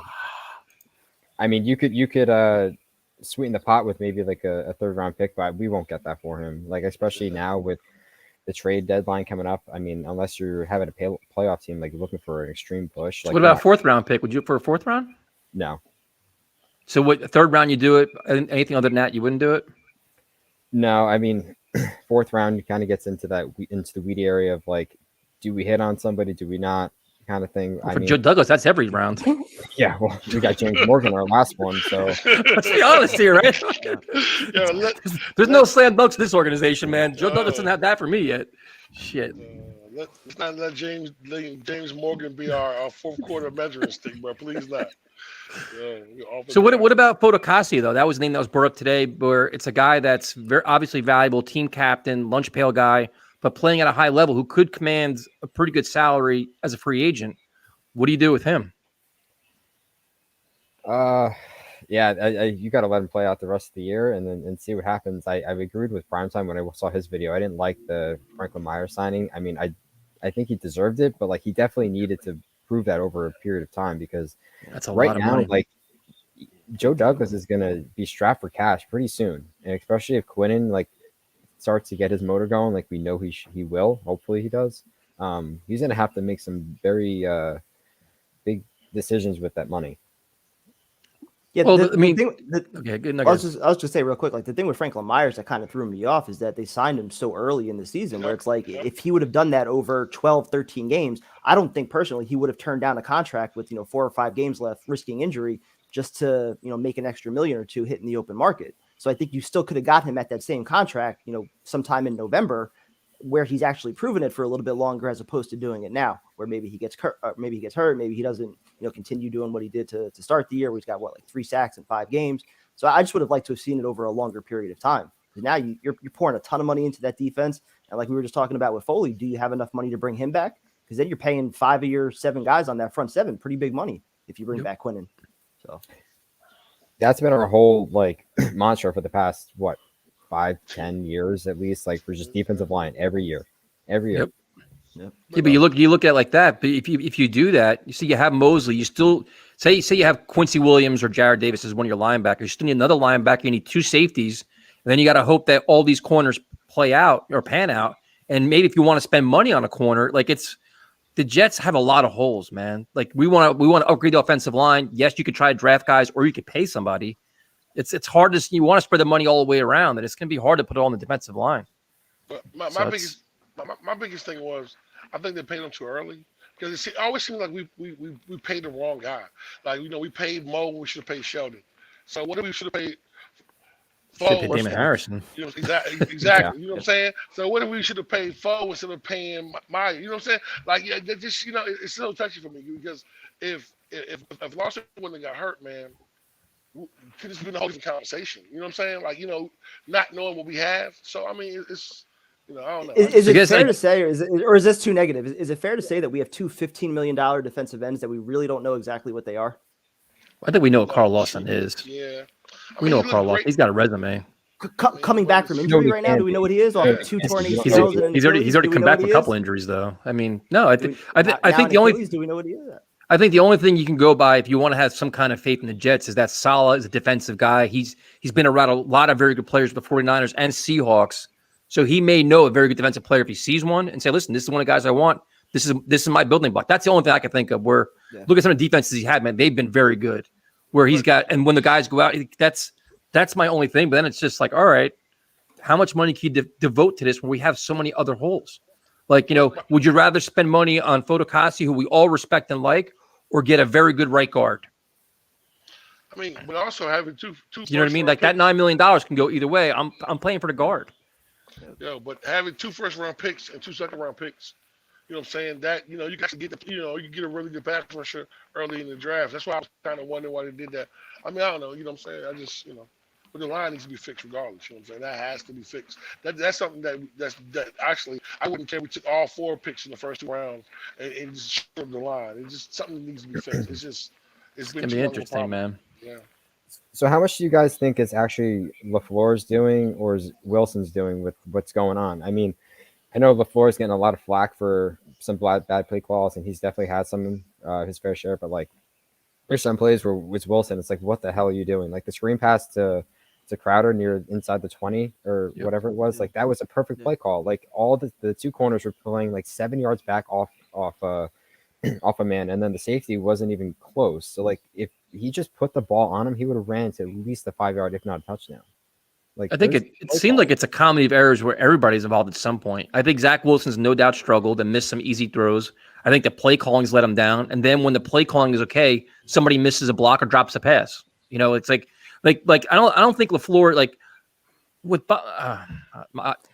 I guess I'll say it. What bothers me, again, prime time, you can say, I'm going to go down the wrong path here. I know I'm going to start ripping everybody, but no.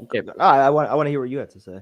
No, because what bothers me right now with the last press conference with Saleh is that everything is good. Coaching was good. Offensive line was good. Couldn't on basically say, like, okay, everything is good. Maybe the quarterback was bad, but I'm like, that's not really the truth, because this is the same coaching staff that started George Fant over Morgan Moses week 1, which made absolutely no sense. This is the same coaching staff when you have pivotal play on 3rd down, 3 of your best receivers are on the sideline. They're not even in the game. So the play calling is suspect, and I think they're just all together not doing the right thing. So hopefully now that they talked yesterday or last week and said, you know what, Zach Wilson told them what plays he likes, what plays work. They're figuring out what plays don't work and taking them out. But my biggest problem the whole time has been saying usually the first 10 plays of the game are scripted. Like those easy throws should be amongst your first 15 plays, and that's not even happening.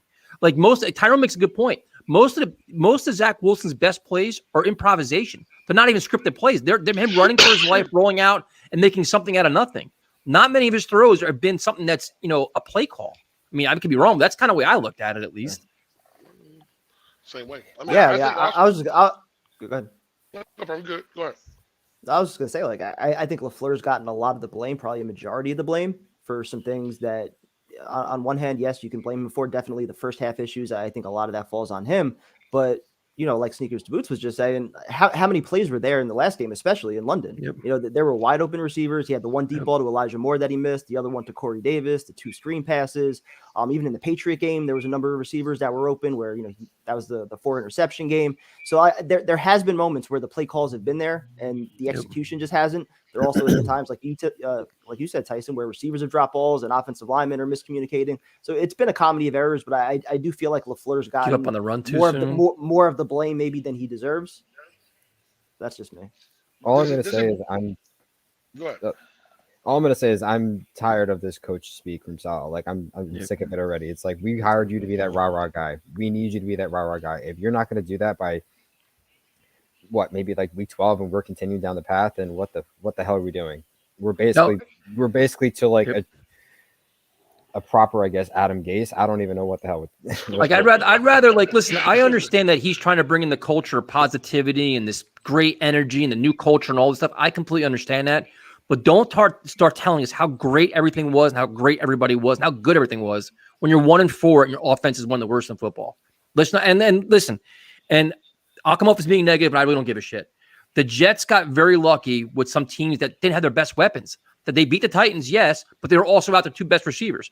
They lost to the Falcons, and the Falcons didn't have their best players on the field. So the defense is doing okay, but they're going to face much bigger tests going forward. Let's see this team step up to that then. Let's, like they're playing to the level of their opponent sometimes, and sometimes they're not. And I want to see when the competition gets higher, raise your level. Like that's kind of what I'm curious to see how this all works out, because I don't know, I like the guy. I love everything about him, but some of these press conferences, man, it's just like, come on, dude, keep it real here. This isn't going to fly. It's going back to practice for me. Does it bother anybody that, like it took for bye week for him to realize the plays that wasn't working for your young quarterback? That just doesn't bother nobody? That should happen after the Patriot game. Shit. I mean, that's that. You know what I'm saying? I mean, like you said, Tyson earlier, your first 15 plays should be scripted. So why wouldn't you put something in that your Easy quarterback throws, likes, man. he likes and he's comfortable doing? You know, so it makes more sense. I'll just say this one thing before I go. I know the passing Greg Knapp is really underestimated, but obviously is the human first. Like, rest in peace for that. But we kind of take for granted what the mentor he was going to be to Lee Zach, and also just on the floor. Yeah. He wasn't going to run the offense per se, but he was going to at least be that guy to bounce off ideas. The quarterback whisperer. Yep. 20 years of just dealing with all-star QBs, Peyton Manning, Matt Ryan, the list goes on. So, but we'll see what happens the rest of the going. Great point. Good talk to you, man. Hey, man, great point. Have a good night, That guys. was Have a good night. point. Have a good night, bro. That was a really Yeah, good but you know, point, Tyrone, but to that point, though, and it was a tremendous loss for a litany of reasons. But, okay, so then as an organization, we regroup. They brought in Matt Cavanaugh, who's been around Super Bowl winning teams, man. He's got a good resume as well. What is his role? Like, to me, like, I'm real curious to see how they come out this week, because it's been 2 weeks to figure out how to fix your offense. You know, I would have brought in a consultant. I don't give a shit who it is. Bring in anybody. Have Peyton Manning come in for a week. Just say somebody, an outside view, come look and see what we're doing. Is there anything we can fix?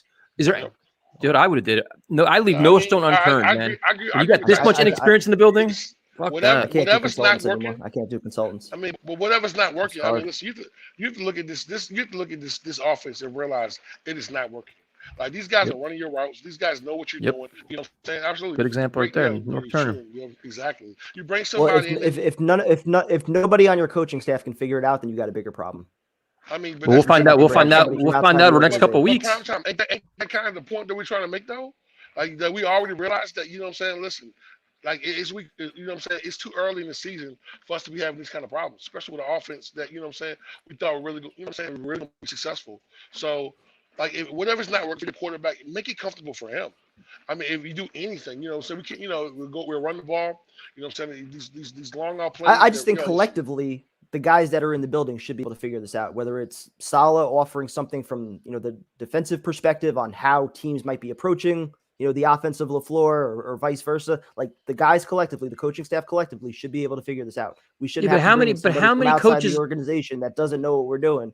But how many coaches on this staff are experienced in the current position? They're all first timers, first time quarterback coach, first time offensive coordinator. They have coordinators for coordinators. They're trying to figure it all out. I'm not saying it's like that North Turner guy is an excellent example. Like, listen, you bring him in for a week. Hey, listen, man, here's what we're doing. I'm not saying hire him for the next 5 fucking years. Say, listen, we're currently struggling.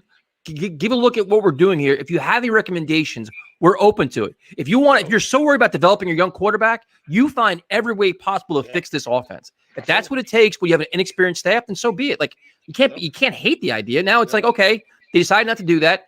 As of now, they're not making any changes on the starting offense or the offensive line. Fine. Don't come out and lay an egg for the first half the first half of this game then. No, I agree with you, Tyson. I mean, even Chad Pennington, another guy, Pennington, bring him in for a week. Hey, come check out what we're doing.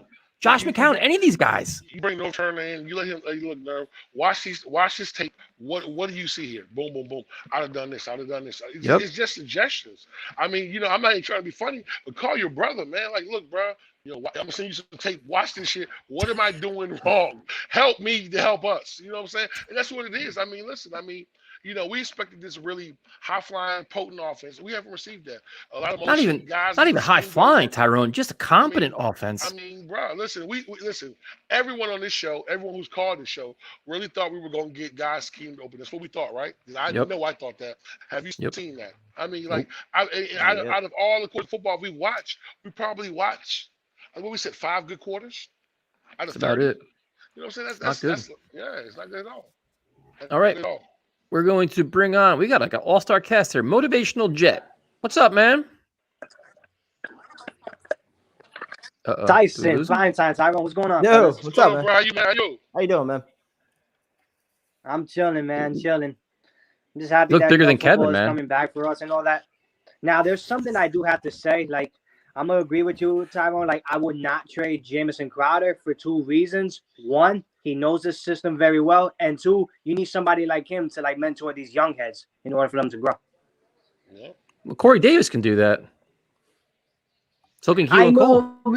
know Corey Davis Let him could do focus on that, catching Tyson. But the passes thing right is that, like, I feel like Crowder has more leadership than him. Based on what? Just like, letting them know like where they screw up, where and what needs to be fixed. Like, Are you in I'm practice? not Do you saying that actually Corey see Davis that? is not a leader. Say it again. You're actually saying that. You're saying Corey Davis is not a leader because according to other reports, Keelan Cole I'm not and saying, Corey Davis he's are a like, leader, that's but why it's they're just, like there's they were just something different about Crowder, though. And the only reason I say it like that, Tyson, because I met Crowder before, and he showed me that he brings that leadership. because he met you. And I just feel like he just got that. Like, I wish I could say the same for Corey Davis, but I haven't met the dude yet. You know what I'm saying? Oh, so if you met Corey Davis, then he'd be a leader and he'd be good for the team. What are we doing? I mean, I guess, but at the same time, like I said, I met Crowder first, so it's like Jesus Christ. At least you're honest. At least you're honest about it. At least you were honest about it. You didn't watch it. Go ahead, Tyrone. I'm just gonna. I'll be quiet. Go ahead, Tyrone. I understand the point you're making, though, bro. You're basically saying that Crowder has more time in the NFL. He's more experienced. You know what I'm saying? He's much more of a veteran leader that you would want to keep a veteran person in the building. With no factual evidence behind it. Okay. I mean, but listen, let me ask you another question, though, man. So coming off the bye week, man, what suggestions would you make for this staff to do, man, going into this Patriot game? I mean, what changes would you make if you was GM? This fucking Personally, the number one change that I would make is like obviously let these young heads play, like move more into the slot and let Mims actually play. I'm not for just one snap. I'm talking about like the whole game. And let Zach Wilson be himself. Like, don't be afraid to take chances. If you got to throw deep, how can they play if you're playing Crowder? You got to scramble, do it, Don't hesitate. Tyrone, your thoughts? Don't hesitate. I mean, nah, man. Listen, I mean, I understand how important it is to get Mills on the field. I understand, and I have no reason why they don't have him on the field. I think that to me personally, I think putting Mills in the slot, running and playing him in the slot, would be definitely a big move to help. He's big, he's physical. You know what I'm saying? All Mills is another Corey Davis. That's what he is. He's just probably a more faster Corey Davis. So, what I'm saying, once he gets, once he's up to their standards, I hope he plays more. You know what I'm saying? But, I'm definitely coming out and finding something that's going to work for our young quarterback. I want to give him easy throws. I want to roll him out. I'm going to do some bootleg, and I'm really trying to fix the running game. The biggest thing for me is they didn't change anything on the line. I mean, you know what I'm saying? Van Roten should really not be he should not be a starter. I'm sorry. He shouldn't be. He's been getting killed all season long, and we've had the same problem since last year. The right side of our line has been our biggest problem. You know what I'm saying? Vera Tucker has improved, you know what I'm saying, over his last couple of weeks. He missed a lot of time, so now he's getting acclimated, you know what I'm saying? Fans also played well on that left side. And Moses has played well on that left side, you know what I'm saying? So I think, you know what I'm saying, if you improve that right side of the line, you can run the ball a little bit better and move forward. What do you think, Prime Time?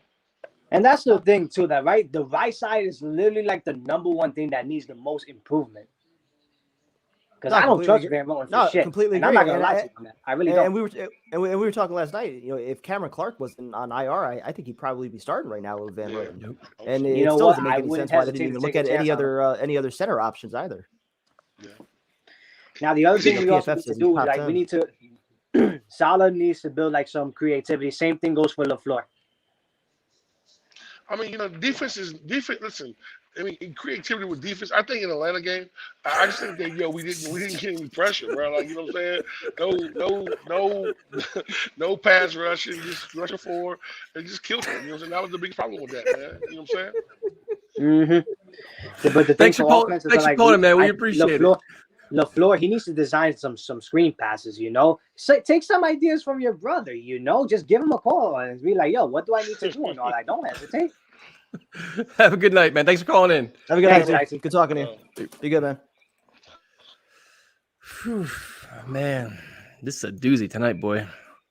Trying to think of all the players that I met that I thought were good leaders. Yeah. Let's see. Sheldon. Been on this show.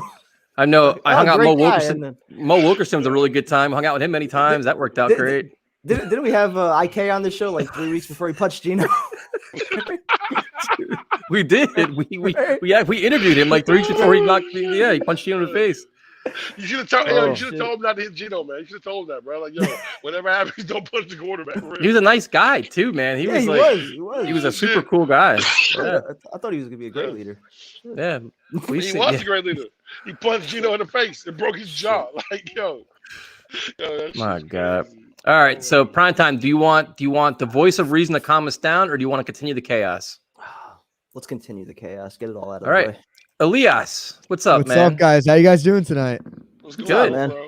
So I got a baseball question for you, man. Yeah, what's going on? So what are your thoughts on nobody wanting the Jets GM job? The Jets Mets or the GM Mets? job? Yeah, Mets. You said Jets. Yeah. said- Oh, my you said bad. Mets. My bad. I don't know if Well, anybody wants the Jets GM. So either. yeah, but so my take on it is like, first of all, Mets fans are overreacting because we are never getting any of these guys. Like David Stearns was not coming here. You have to get permission from these teams to interview these guys. Billy Bean was never coming here. Theo Epstein was never like. But why these not? guys have. Your owner's got a because lot of money.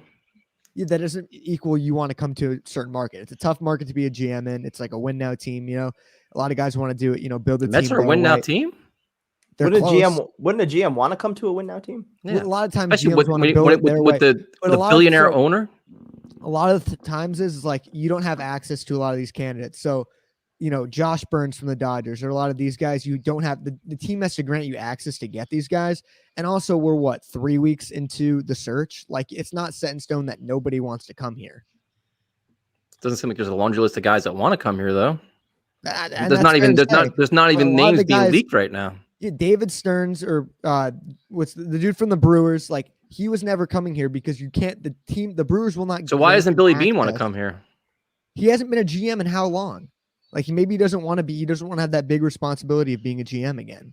Money talks to me, but all right, that's just I just want to. So will we hear about this on your latest podcast? Yeah. I mean, once we hire a guy, I'll definitely throw up a reaction video. Oh, so but what about? Is there going to be like a preview of the I GM did search? make a video. I made a video. Did you? Okay. Yeah.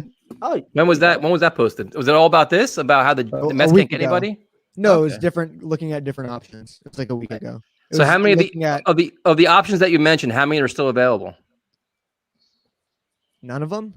I think. Well, no. I mentioned Jeff Lunau, who hasn't been brought up yet. He hasn't been talked about, but he's available because he got fired from the Astros. Look at a smile on Prime Time's face. Let's shift gears. Who's your manager choice? You bringing back Beltran? What are you doing at manager? Yeah, so honestly, for manager, it's like I'd kind of get more of like the low tier guy or like the under the radar guy from one of these kind of more like analytically advanced organizations, like from the Giants, like the Brewers, Dodgers, teams like that. I Like fucking a hate lot of the, analytics. yeah, I know, but it equals wins. Like it pisses me off, but like look what the Giants did this past year. A lot of these flashy names like the Buck Showalters and the Ned Yost and all these retread veteran guys I have no interest in. Beltran at first I wasn't crazy about, but I heard there's a quote, Terry Collins spoke really highly of him. I would definitely be interested in him. Obviously Terry was his manager. Or he's familiar with him and whatnot. So I'd be interested in him, but a lot of the flashy names really don't do it for me. And like, Bob Melvin's not going to come here. So it's always tough when there's a lot of candidates and it's a lot of unfamiliarity. I can't talk today. Jeez. All right, we'll let Tyrone ask the next question as his dog is licking his face. What's going on here? Yo, man. Yo. This show is just. Oh, what is happening tonight? Well, hold on, Tyson. I got one question for you. How do you feel about Boone coming back for 3 more years? Not only did he not Please, fire him, why he would you extended ask him. that shit, bro? Why would you do that, bro? He's Why trying to roast my would you team, do man. That, bro? I was surprised, man. 3 years for an option for a fourth. I was surprised. I don't. It's just not. It's not the same old Yankees, man. It's not the same standards. Not the same. It was run so much differently. Like when they fire your best friend or don't bring him back, that's me. Like, yeah, I'm out, dude. You're Yeah. now it's like you're gonna handpick his coaches for him. This is the same shit Matt Rule said no for with the Jets. Yeah. This is very. It's just to me, he's just like a puppet for Brian Cashman, and Oh, 100%. I hate him here. I hate him here 3 more years. I just don't. The thing is, they're not fundamentally sound. Like they weren't playing good baseball. The base running was horrendous. The bullpen management's questionable. Like they just did so many stupid things. It's just I don't know, man. I'm just shocked they get not only they basically gifted him an extension, like, hey, good job, man. Here you go, 3 more years. Like rewarding him for what? Like who? Like Yeah. Like how many? Like they got rid of Girardi because he was too hard on Sanchez. So they can groom Sanchez, do everything else. All the young guys they brought him here to keep. They're all Clint Frazier hasn't done shit. Gary Sanchez, like Gleyber Torres, took him how long to figure out Gleyber Torres is the second baseman? The whole fucking season they wasted doing that. Don't get me started. It's tough, man. Yeah. You want to move on to the Jets? Yeah. My question for you is this: so, what are you expecting from? What happened to your microphone, Tyrone? Put it back by your face. Yeah, I had to turn my Can you hear volume me? up. Yeah, you're good. Now you're back. Okay, all right. What are you expecting? What are you expecting to happen after the week off, man? What changes are you expecting to see for the Jets to make this more successful? I mean, I'm really hoping they can come out faster and actually not go 3-and-out, in the first quarter. Hopefully they can, self-scout and play to their strengths. I hope to see more designed rollouts, not just, Wilson bailing from the pocket and making the throws that way, but more design stuff. That's when we hired the staff, I was excited to see a lot of those, moving pockets and stuff that you see from like San Francisco and teams like that. So I'm hoping we could see more of that, but just try to get Wilson to more of a rhythm. He's really good with out passes, quick outs, stuff like that. Get the run game going. That's really important. We were able to run pretty well on New England last game. So get that going. That helps everything. That makes it so you can do play action passes and stuff like that. So it's more about getting to a rhythm early, prime time. You bring it up all the time, get the tempo up a bit. Just have more urgency. And that's what I'm really hoping to see. And then from a personnel standpoint, I've been kind of saying this for a bit now, like when you run so much two tight end stuff, when you're tight Do you have notes you're reading right now? Did you write down notes? No. It's like you're reading notes. You kept looking to the right there. No. Right down. Does it look like he's reading notes? I'm not reading notes. I think he was just looking down. All right, make it I get distracted. He calls into several shows. I'm probably figuring he keeps notes for each show what he's got to say in each one. Hey man, all right. Yeah, so, he's hustling, man. Let him hustle. He's like, hey man, that's right. I haven't called he's making his rounds. He's making his rounds. I respect the grind. I respect you guys. the grind. You guys are always my top. You guys are always my priority. Don't worry. But oh my god, this the chat is live today, buddy. All right, no, let me finish what I was saying. But basically, it's like you run so much two tight end stuff or like a tight end fullback who have are a non-factor in the passing game. Let's be honest. Ryan Griffin's useless in the passing game, and Trevon Wesco's here to be a blocker. And you have two options in the receiving game plus like your running back. You need to get more. You need to play to your personnel. Like doing two tight ends is not working when you have nobody. I want to see more four wide with kind of using Mims as kind of a big slot in that tight end role. He's a good blocker too, so that helps out. That's not just going to sell at, hey, we're throwing the ball here. He can run block too. So yeah, just mainly play to your guys' strength. We play more in the slot more. He's been playing on the outside, which I'm not saying he can't do, but get him comfortable. When these young players, when they're developing, start them out with what they're good at. That's kind of what drove me crazy about the whole Mims saga at the beginning of the year. It's like, well, he needs to learn all three positions. Well, why not get him started out with, what he's best at? And so the same thing goes for Moore. Would you trade for OJ Howard? I wouldn't. He's a high upside player who really hasn't done a ton, and he's a free agent at the end of the year. Now, if you're giving up like a 6th round pick, sure, but I don't think Tampa is going to move him yet, especially with Gronkowski being injured a bit this year. And 3rd round pick, you don't do it? 3rd? God, yeah. No. 4th round? No. What? For you could sign him at the end of the year. And, he's a decent player. He's not with everybody, and then try to sign him.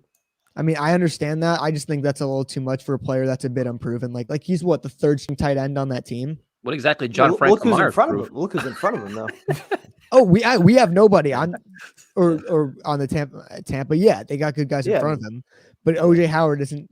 Every year it seems like, oh, this is his year. He's going to break out this year, and he really hasn't done a ton. Like he's a high upside player, like I said. But I'd be interested in signing him in the offseason, no doubt about that. But I don't want these panic moves of just trading good assets. It's not really a panic move. That would be helping your quarterback with a position that's absolutely barren right now. Yeah, but giving up a 4th round pick is too much for him, in my opinion. Well, you can get it back when you trade trade Crowder. Which I'm gonna be on your side, Tyson. I would be in favor of trading him based on the compensation. Like I would probably trade him for a 4th round pick. Anything less than that, I'd want to hold on to him. But it's good to have as many weapons as you can for your quarterback. But also, I want to see Wilson getting in the slot more. They seem to like Barrios a bit in the slot too. But I like Crowder, but he probably won't be here next year. And, again, if you can get more picks back, but at the same time, you can bring up the argument is that we have a ton of picks. Like, is that really, you never have too many draft picks, if your hit rate's only 40%, maybe Joe Douglas needs more to make sure we get better players. Yeah, that's fair.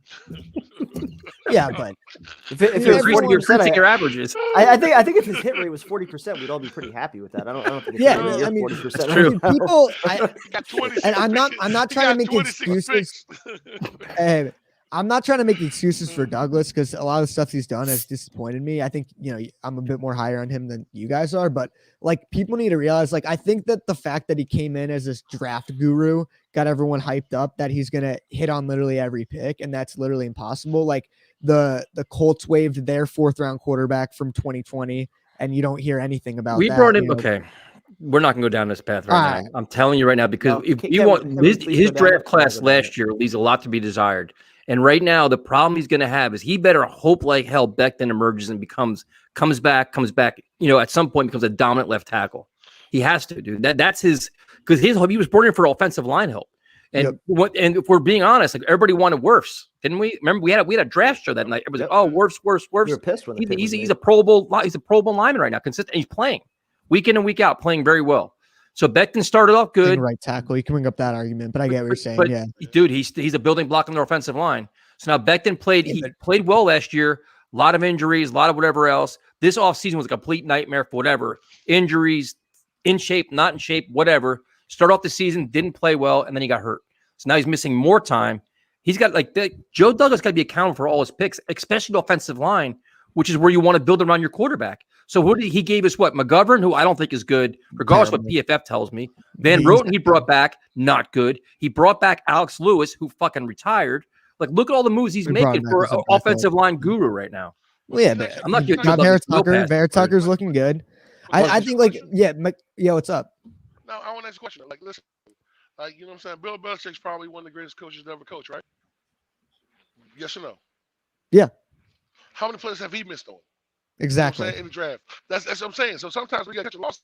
I mean, we can sit here and work and say, "Yo, this guy should be this. This guy should be this." But the draft is a crapshoot, man. The draft is a crapshoot. So now we're gonna go. So now instead of build through the draft is a crapshoot. We can just mail in fucking drafts. No big deal. Your last name's McCagnon, dude. You're McCagnon. That sounds exactly like me when I was defending McCagnon all those years. No, but listen, right? what I'm saying is listen, bro. What I'm saying is this: if a player is not good and you draft a player, what the fuck are you supposed to do? Play him forever? No. If he's not good, you move on. Oh well. Yeah, but you only get.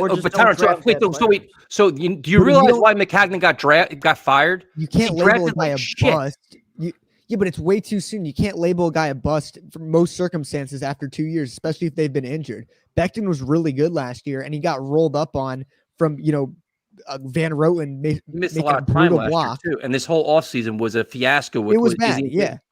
But look at the entire draft class from last year. Look at right now, Denzel Mims can't get on the fucking field. Michael Piron's inactive. James Morgan's been cut. Zuniga is what? Practice squad, maybe if that. I mean, that whole draft class is a fiasco. Bryce Hall is all right, and you got a punter. But it's still so much. Ashton Davis.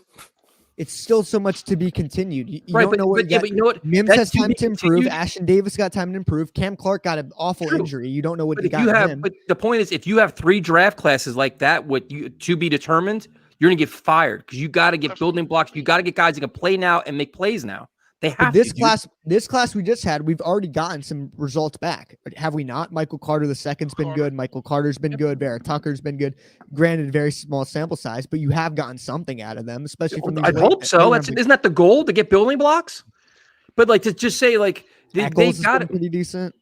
They've got to get, but that's what I'm saying. He's got to string together. If he's not going to spend a lot of money in free agency, and he's going to try to, pick this and pick that, ignore certain things. He's got to draft well, dude. He has to.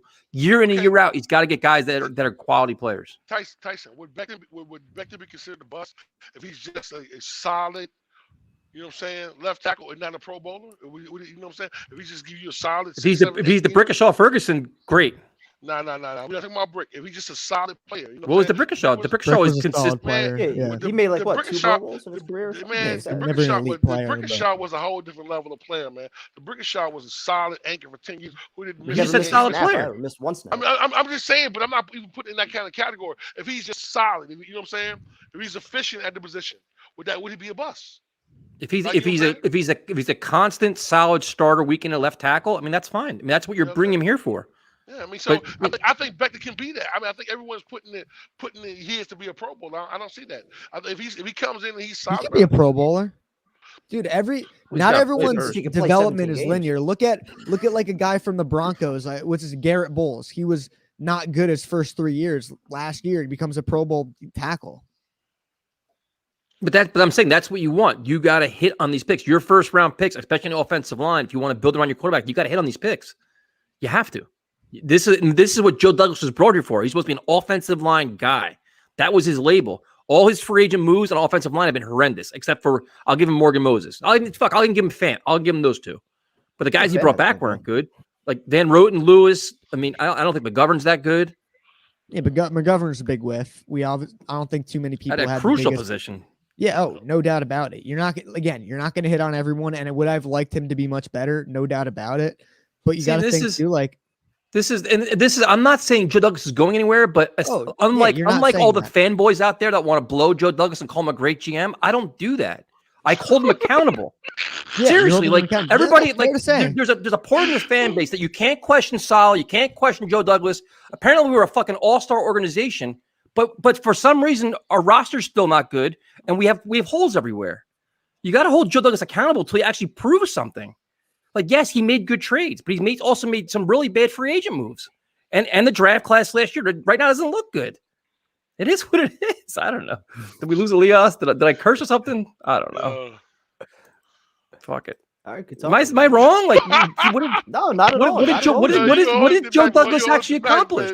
You own it tonight, baby. What Joe Douglas accomplished was being a part of winning organizations. So I think way too many fans automatically assumed that because he was with the Eagles, because he was with the Ravens, and because he was with those winning structures, that was automatically going to translate to the Jets.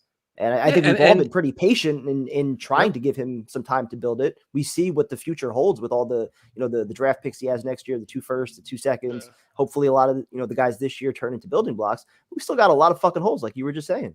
This is far from being done. And exactly what's going to happen is, and this is what I knew was going to happen is, last year's class, that was Adam Gase's fault.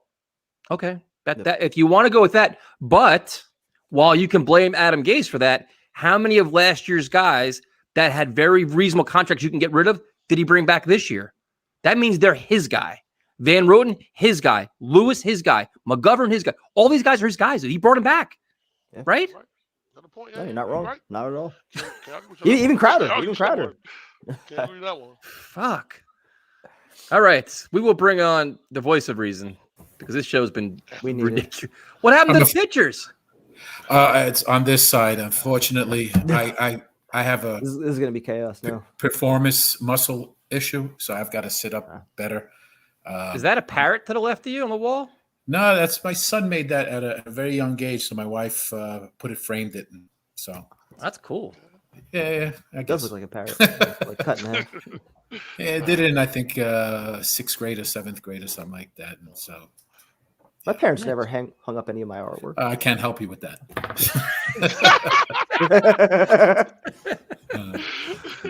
Oh my God, I'm afraid to talk tonight, but it's all Tyrone's fault, man. It's all Tyrone's fault tonight. He started all this. That's when all the fighting started. Yep. Listen, we're all aggravated, we're all frustrated.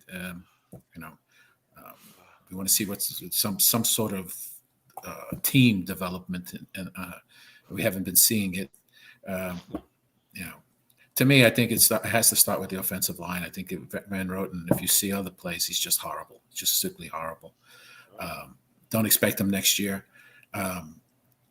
I knew he was bringing, he was bringing back McGovern this year because he has to pay him $9 million. He's not going to let him walk and then get hit for $9 million in the cap. But I could see him gone next year if they draft big.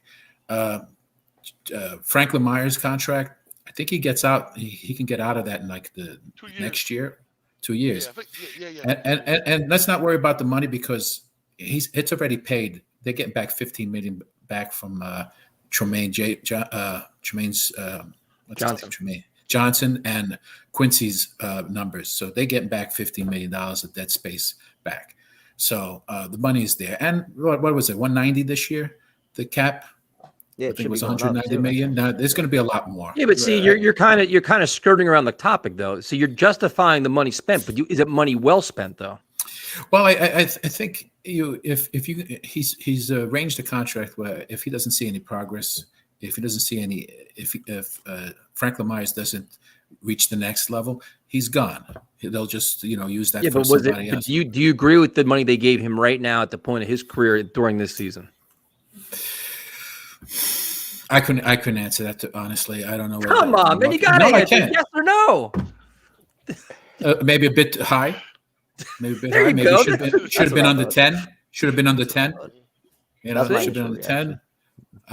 But if he has a good year, they didn't sign him. And is he a free agent next year? Was he a free agent next year? He would have been. Yeah. Do you think does he demand more than that next year, considering what's out there, how many defensive ends are out there? Yeah, but to Primetime's point though, is that could have been the case, but do you have to pay him after 3 or 4 games, or do you wait till like week 12, week 13, where you offer him the same contract, or do you think if he strings together 5 or 6 more sacks, he wants even more money?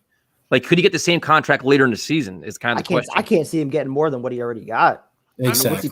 Is he having like a 12, 13 sack season? I don't think he's that kind of player. Yeah, but what if he was continue what he was already doing, and his agent was like, "Nah, we're not gonna sign the contract at the end of the season. We're going to the highest bidder." You know what I'm saying? Something like that. So maybe they thought they might jump the gun, thinking they could beat. You know what I'm saying?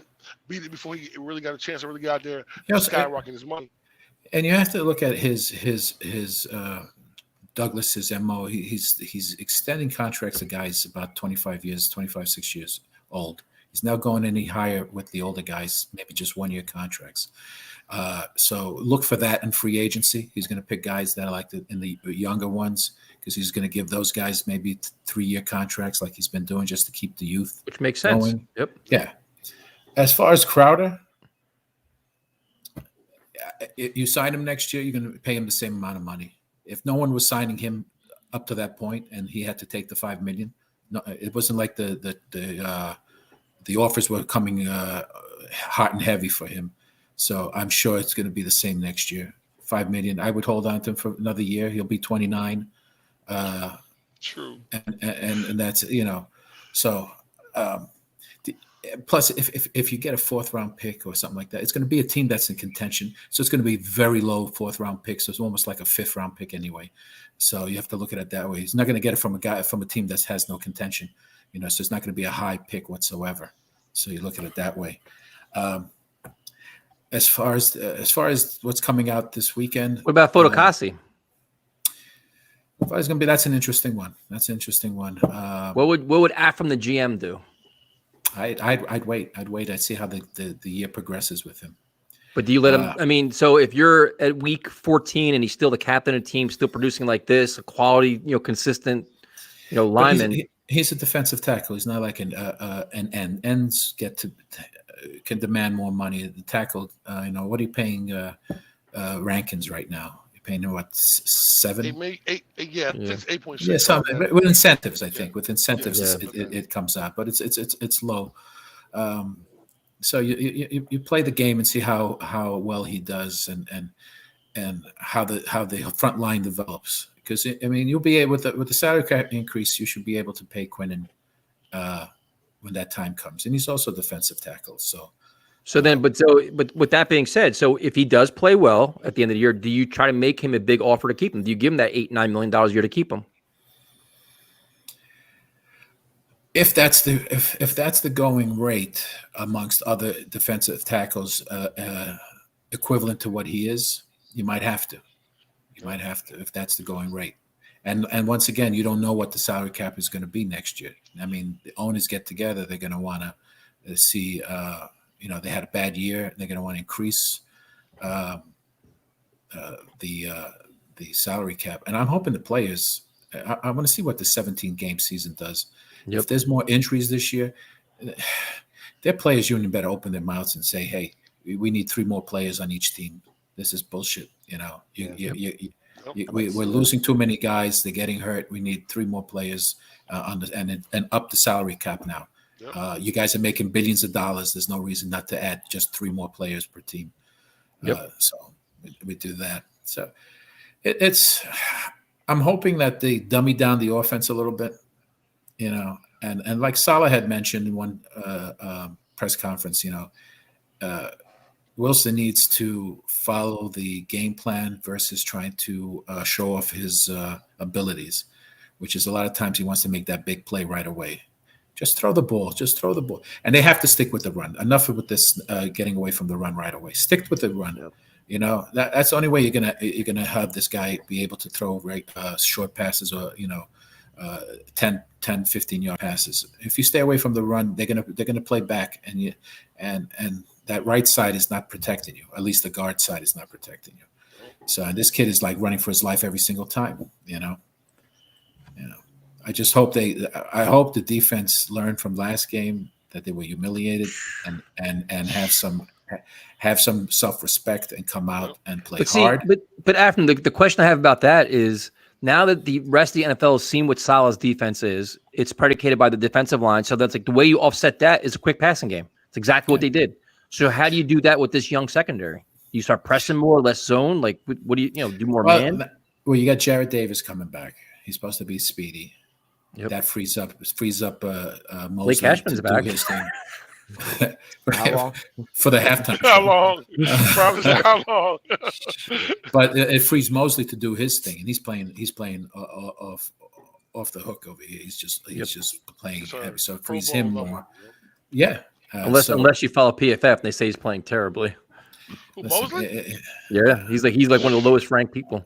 I think when they played Tennessee, they focused on stopping the key players, whoever they had, and beat us with your weak guys. I don't think they did that with Atlanta. They should just focus on those 2 guys and say, "Hey, beat us with your other players." Yep. So they went away. They went away from it. That's how I feel. They went away from their normal plan, and they paid the penalty. They paid the ultimate price. They look weak, and they looked unprepared. Yep. So I don't. And as far as Saleh, you're never going to get a negative. It's not going to happen, and most coaches are like that, you know. But like I get the whole being positive stuff, but you can kind of hold guys accountable to this is unacceptable, this is unacceptable. We got to do better. Don't start telling us how good everything is, man.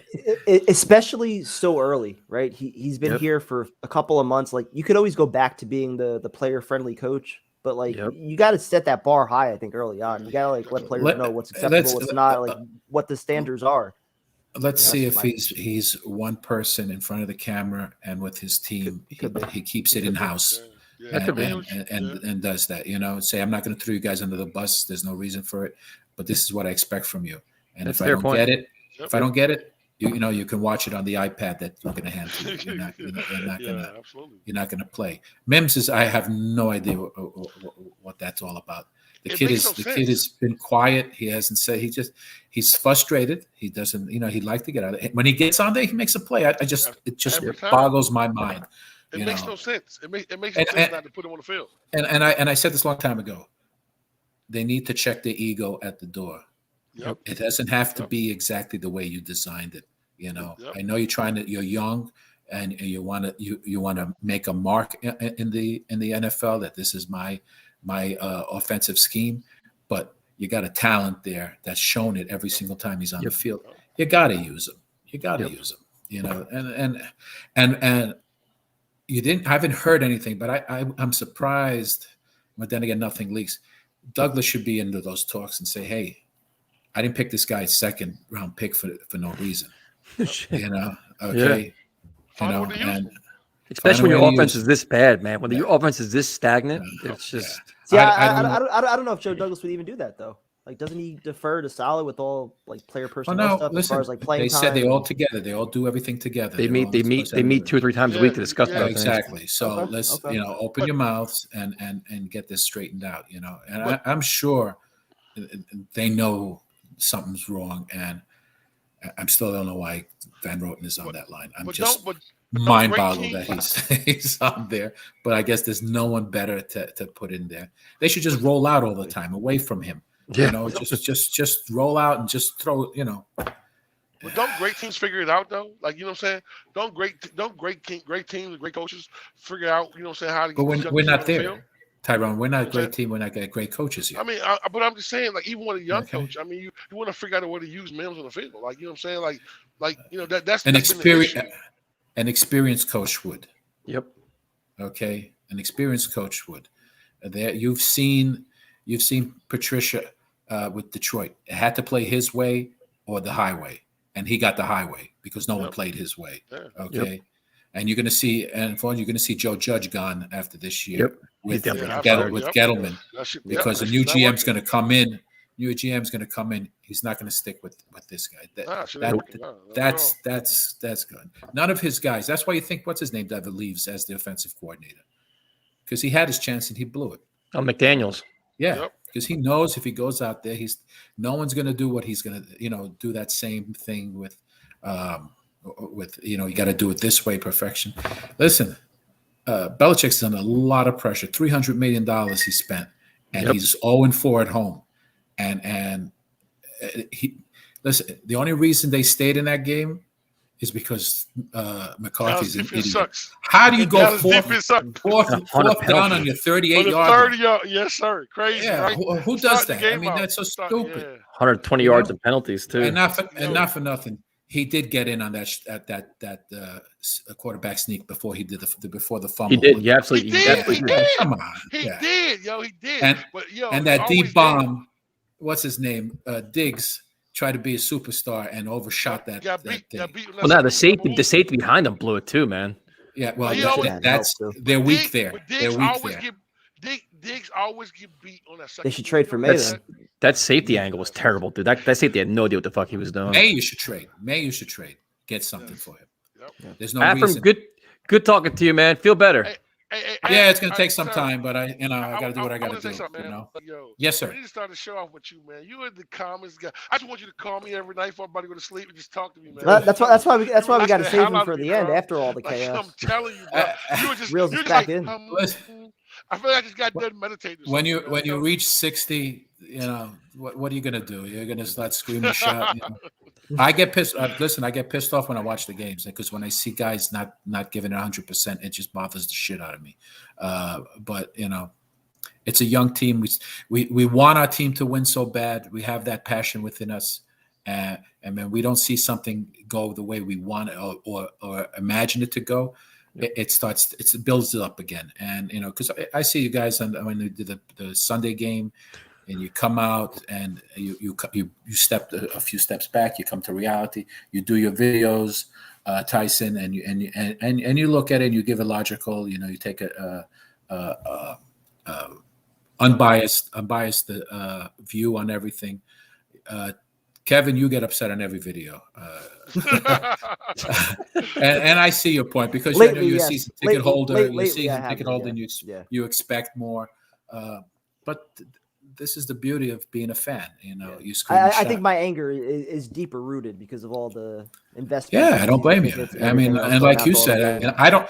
Based on what you said, about a month ago, I'll never see a Super Bowl in my lifetime. You never said that. You got plenty of time.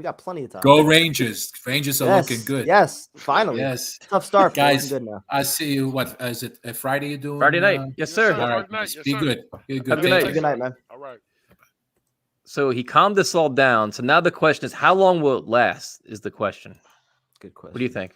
Probably this next call it goes back. We're gonna go to Nick. Nick, what's up, man? Hey guys, what's going on? I finally got on. First time calling in a long time. Hey, welcome aboard. How you doing, man? All right. How you doing, bro? Good. Yeah. Hopefully this is not like week 2. That's all I can say. Because honestly, if we're being honest, I really think top to bottom, the Jets were the better team in week 2. They had the better defense. I think they had the better skill players. I think the running backs were better. Damian Harris was running all over the field late in the game. But overall, I think the Jets played better than the Patriots outside of the 4 interceptions that Zach Wilson threw, So his game really should be a very competitive game as long as Zach can just not turn the ball over a million times. Do you worry about going out to Foxborough though, and how that's going to impact things, or do you think like the extra week, as far as like having the extra week of prep, could help them? Yeah, well, if you're coming off a bye against the Pats, the expectation is you're going to game plan for them, and Foxborough was really not the loudest of stadiums.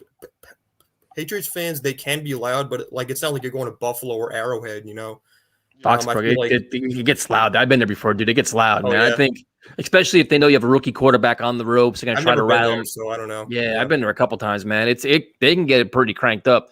Now, they're obviously not a top team right now, but I think they know if they can rattle a young rookie quarterback, get them all amped up. Like the Jets can't start off slow. You can't do 3 and outs. You can't do all that shit. You know what I mean? But man, they can get after it there. But you know what? Yeah, what's up? I said, you know what Belichick does, though, man? What he does is he shows you one look before the game, and then he switches it up. That's what confuses him. That's why he threw 4 interceptions, and that's what they got to figure out. That's why you got to make things easy for him. You know what I'm saying?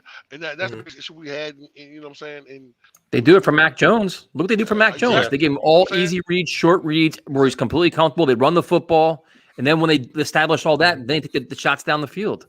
And that's the thing about it, though. But you were so correct when you said that, Nick. You know what I'm saying? If we would have had 4 interceptions in that game, we actually were playing well. Our quarterback was the problem. He lost that game, not the team. Yep. Yeah, and like my huge thing coming off the bye is there has to be a sense of urgency. Like I'm so tired of this team like trailing by 15 or 20 points in this second half. And not second quarter. And dude, they were like, first off, they did not use one timeout against Atlanta in the fourth quarter. I don't think, not one. And if they did, it was like late in the fourth quarter, and they were wasting like 15 to 25 seconds in the huddle. Yep. Like, That's what the hell are you doing? Like, where's the urgency? Especially when you're down by more than 1 score. Like drives me it's crazy. ridiculous. Never understand. They did that with Carolina. They did that. What was the other game? The Patriot game when they were down 3 scores and then they kicked the field goal at the end. Like and the Bronco game too. They didn't have a. You're all gas, no break. You got to go for it. Yeah. Yep. Excellent point. Like just fast offense, fast urgency. Like no huddle. Like no call even. Like up you have tempo. To do no call. Just do that. Just make up a play on the fly. You're down by 20 points, but that's what I hope doesn't happen. I'm so tired of this team coming out just lifeless in the first half. And I'm so tired of hearing the excuse like, oh, they were going to England. They didn't have their sleep. Or their body clocks were at, 4 or 5 o'clock in the afternoon. Like, that's bullshit, man. Like, come out and have a high flying. Especially for a young team. But dude, that excuse pissed me off, too, because this is a very young team with like a state of the art sports science staff they hired. Like, they have like a hydration expert. All kinds of shit. That's just you made a good point, dude. Their time management and game management at times has been pretty bad, but that I attribute to a first-time head coach that's kind of learning a lot of it, even though he hired a time management guy, which is whatever. But excellent, dude, Nick. Excellent call, man. Thank you for joining us. Have a great night, guys. It, man. He was awesome, dude. He was great. Hell yeah. I was getting some newcomers on. Yeah, of course. So now we got Panda sucks at football. Fuck pants like the fantasy. It's a fantasy. Hi guys. I'm right there with you. Did you lose again? Yeah, I did. Because I didn't really care, and half my team is either injured or on bye, so I didn't even bother. You didn't bother? You're that guy. You got to make moves, dude. No, I do. It's just that at the beginning of the year, like half my running backs all got injured. I had Gus Edwards gone for the season, and this and this that. I lost what is it? I had what's his name? The running back for the Oakland Raiders. Yeah, but you pick up his backup. You keep scouring the waiver wire, keep getting backups. Like you got to put time in here, man. You can't be a lazy general manager. All I know, I'm gonna start calling you John Idzik.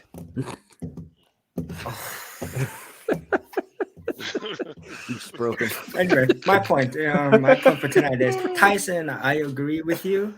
Then you're the best caller of the night. Then this is perfect.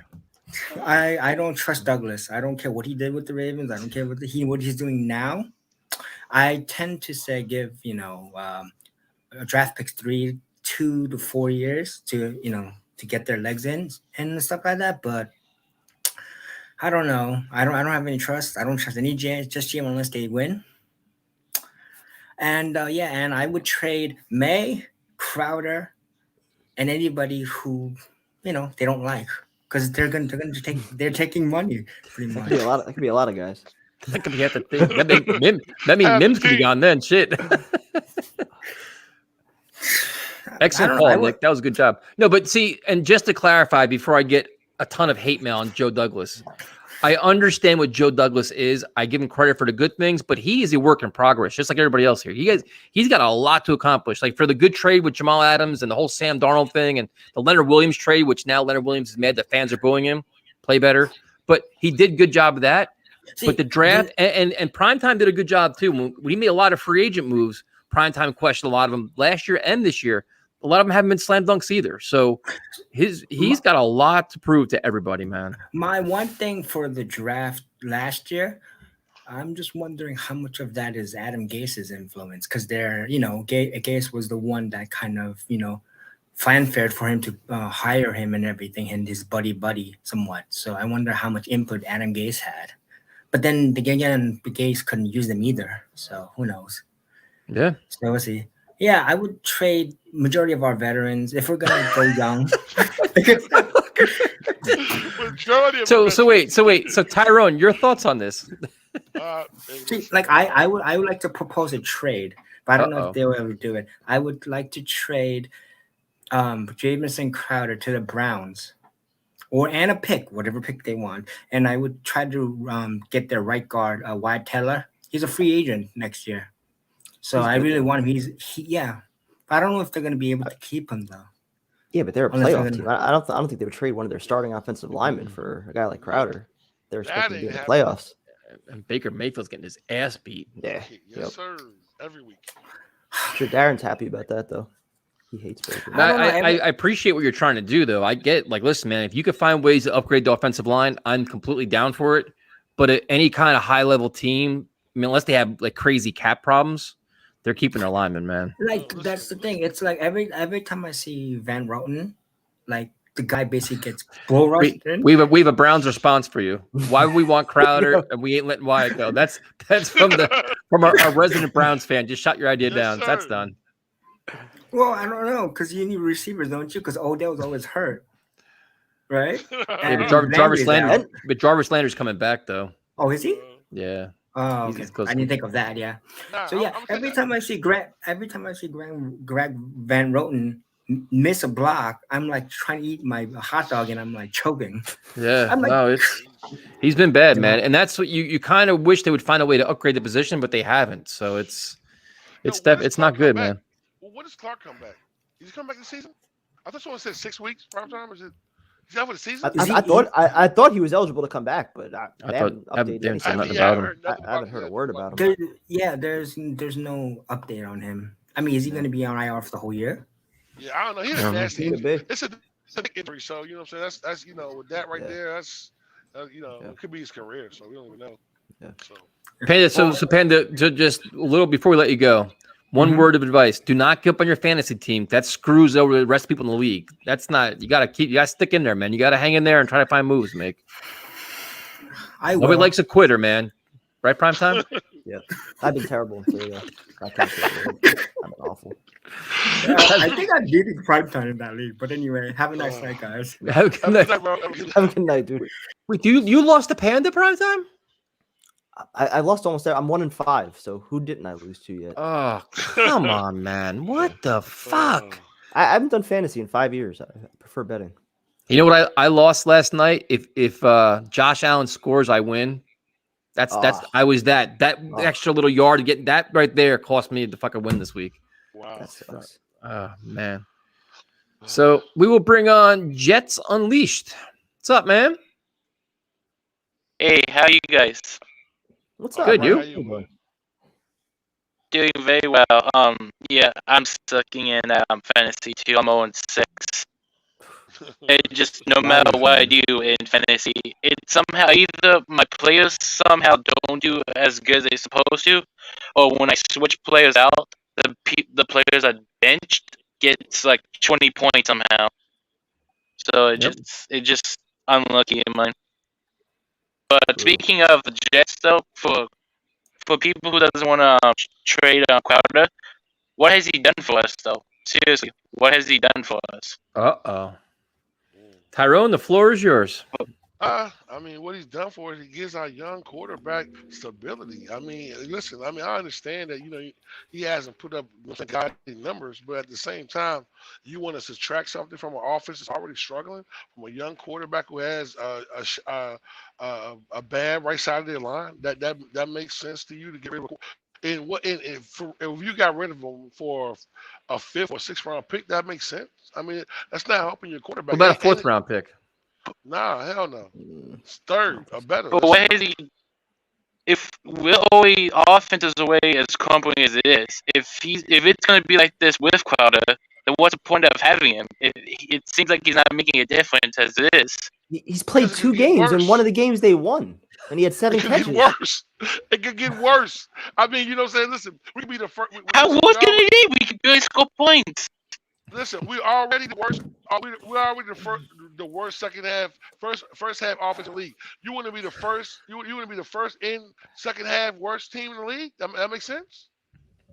Let's develop these other guys. Let's put more. Let's get Mims more on them and play.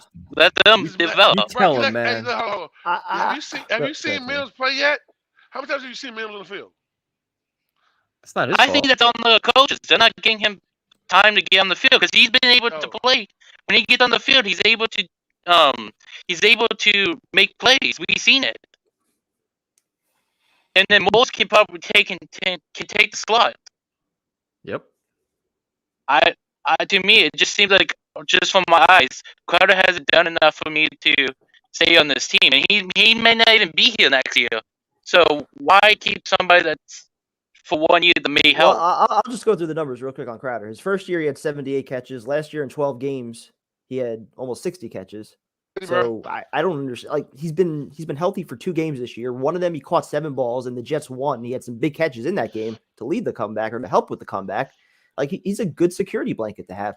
Do I think that he should impede the progress of Mims or Elijah Moore? No, but you can still play those guys while keeping Crowder on your roster in case some shit happens, which we've seen happen plenty of times over the last couple of years. Injury or whatever. It's a long season. It's a 17-game season. So, and God forbid someone gets hurt. You know what I'm saying? You're going to remove a quality player for a 5th or 6th round pick. You know what I'm saying? That doesn't make any sense. I mean, listen, I understand Crowder's not putting them kind of numbers, but at the same time, no one's on this offense putting them kind of numbers. He played 2 games, and we won 1 of them. So let's just hope that every other game he plays, we win. You know what I'm saying? I mean, it just doesn't make any sense. I mean, of course, I want Elijah Moore being on the field, playing more, doing the things I expect him to do. Of course, I want Mims on the field doing what he's supposed to do. But for some odd reason, the coaching staff is not using him the correct way. You know what I'm saying? We have a rookie offensive coordinator who's learning on the fly. You know what I'm saying? So, but for my thing is, we don't have a tight end for our quarterback. We don't have a solid running game for our quarterback. We don't have a solid offensive line for our quarterback. So why not, why not keep Crowder for the season? It's not hurt. This is $5 million. If he does, he will sign somewhere else. We'll probably get a comp pick for him. You know what I'm saying? It doesn't make sense. That's all. And the comp pick you're really reaching now, man. I mean, it's the same as a 5th and 6th round pick, right? There's no difference. You know what I'm saying? What would we give for Crowder? What's the best if we get for the comp Crowder? pick? Yeah. What's the best we could get for Crowder? What's the best we could get? I don't think Joe Douglas has fleeced many people before. You never know. Dude, we have to let you go, man. Your connection's really bad. Your microphone's killing us. So thank you for calling. We appreciate it. That's okay. Sorry about that, guys. Have a good night, dude. All right, bro. Have a good night, bro. All right. We're going to go to the special guest celebrity star who has a bigger following than Tyrone, who is definitely very close to taking Tyrone's spot on the stream, which I don't blame him. I mean, this is what should happen anyway. He's properly attired too, which is always very important. What's up, man? Oh my God, my God! What's up, man? What's up, man? Baby? I came to do 4 things. Franchise here. Which means the craziness is about to start. First up, let me bow down to the queen of fantasy football, Cassandra. She whooped your ass? Oh, Yes. Cassandra, what up, big homie? Yeah. Yes, sir. Yeah. Cassandra whooped my ass. Oh, no. Come on, Jose. You got to be better than that. Hey. Hey. I started to run. Running back. And I tried to trade for CeeDee Lamb, but Romeo didn't want to help me. We'll take care of Romeo for you. Don't worry about it. We got an inside track with him. So, second, Tyson, you tried to warn me. You tried to warn I did. me.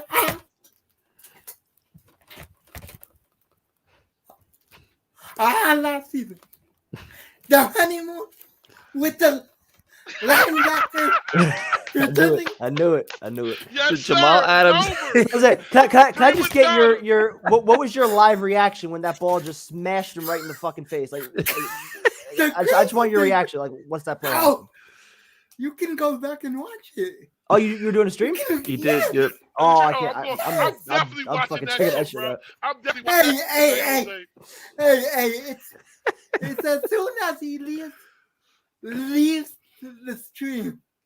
As soon as he leaves the stream, and I was defending Jamal Adams. As soon as he leaves, that shit happened. Oh my! Hey, Jose. I'm like, you can make this shit up. Oh, bro, I knew it was coming, baby. We warned you, man. We Feeling warned good you. about that contract now? I still feel good. He's not a diva. He's not coming out saying, "Oh, I'm the best. I'm the greatest." Yeah, he did actually. He did. Best in the nation. Did he say that? He's the best in the He said in the nation? player intros. Did he say he's the best in the nation? Best in the nation. Hey, Jose. Poor Jose. When I stream it, I can't have the volume on. Yeah, it's in there, dude. Jose, I thought you saw it on Twitter. It was all over Twitter. Jose, he said, "Yo, Jamal Adams, best in the nation." Yo, he looks like it too, man. He sucks. All right. Apparently, there was more to the quote. Like it was a tribute to like some To a some rapper kid in that passed Florida or away something. something. Yeah. So. Okay, well, Still, for him to say that, still. You know what's so All right. crazy, Jose? All right. So what's your third point? Second point? Number Third point. 3, Jamison Crowder. Mm-hmm. If it's for a third or higher, to the left. Anything. Yes. And that's fair. That's fair. Yo, you hear what he said, Tyson? For a third or better. Yeah, but I can give in. I can give in. Giving him away. I can give in to Jose for a fourth rounder. Fourth rounder, we can get him out of here. He's gonna stand strong. He's standing his ground. No, you can't. See? Exactly. Thank No, you, you Jose. can't. No. All right, and actually, 2 more things. Tyson, I'm calling out our bet because I know my Trojans are getting their ass kicked. Listen, man, I have not said a word. I've been very quiet my Notre Dame shit this week. I haven't said a word. So when we curb stomp the USC, I may say a word too. No big deal. I would rather come on in 2 weeks with a Notre Dame jersey on than kind of beer. If that is fair with you. Is that okay with you? That's fine. All right. And Phil, I have to bring back my favorite game. 2 truths and a lie. So let's get ready. Oh shit. All right, 2 truths and a lie. Yeah. All right, I'm ready for this. Let's go. I have since the Jets are playing New England, and New England has sucked since Tom Brady left. Here's the truth. And when I All right. met Tom Brady, I met his wife, and I met Rob Gronkowski. So you met Tom Brady, met his wife, and met Gronkowski. Two truths and a lie. And I know what the lie is because you met Tom and his wife together. So those are 2 truths and a lie is you didn't meet Gronkowski. That's my bet. He could have met Tom and Gronk together while the wife was up in the press box, though. He could have been on field. with Tom. I'm That's going a fair on point. field. I'm going on field with Tom and Gronk, and the wife. Was Tyron, what's your- I'm going with Prime Time. I'm going with he met Gronk and Tom. Both Kevin and Tyrone are correct. Yes, sir. Knew Yes, it. sir. Knew it. Yes, sir. Knew Yes, sir. Some bullshit. Yes, knew it. sir. We put a shotgun on that, right? Yes, we did. Your ass. Yes, Your we did. ass. I remember. Yep. I Yes, remember. we did. Yep. As a matter of fact, do I have time to tell the backstory? Wait, how did you meet them? I'm getting to that. Oh, okay. We need the whole story now. All right, so my uncle, before I became a Seahawks fan, was a Patriots fan. So you were a Patriot fan? No. Uh-oh. I was a Yankee fan. I was. Well, I'm gonna give you a word. I'm gonna give you a word of advice, Jose. Get off the Seahawks ship now. Get off the Titanic and find a new team. The Seahawks are downhill. Jets. Russell Wilson's gonna be the Giants quarterback next year, just in case you're wondering. Oh no. May I? I want to hear the story. I want to hear the story. May I Okay, go ahead.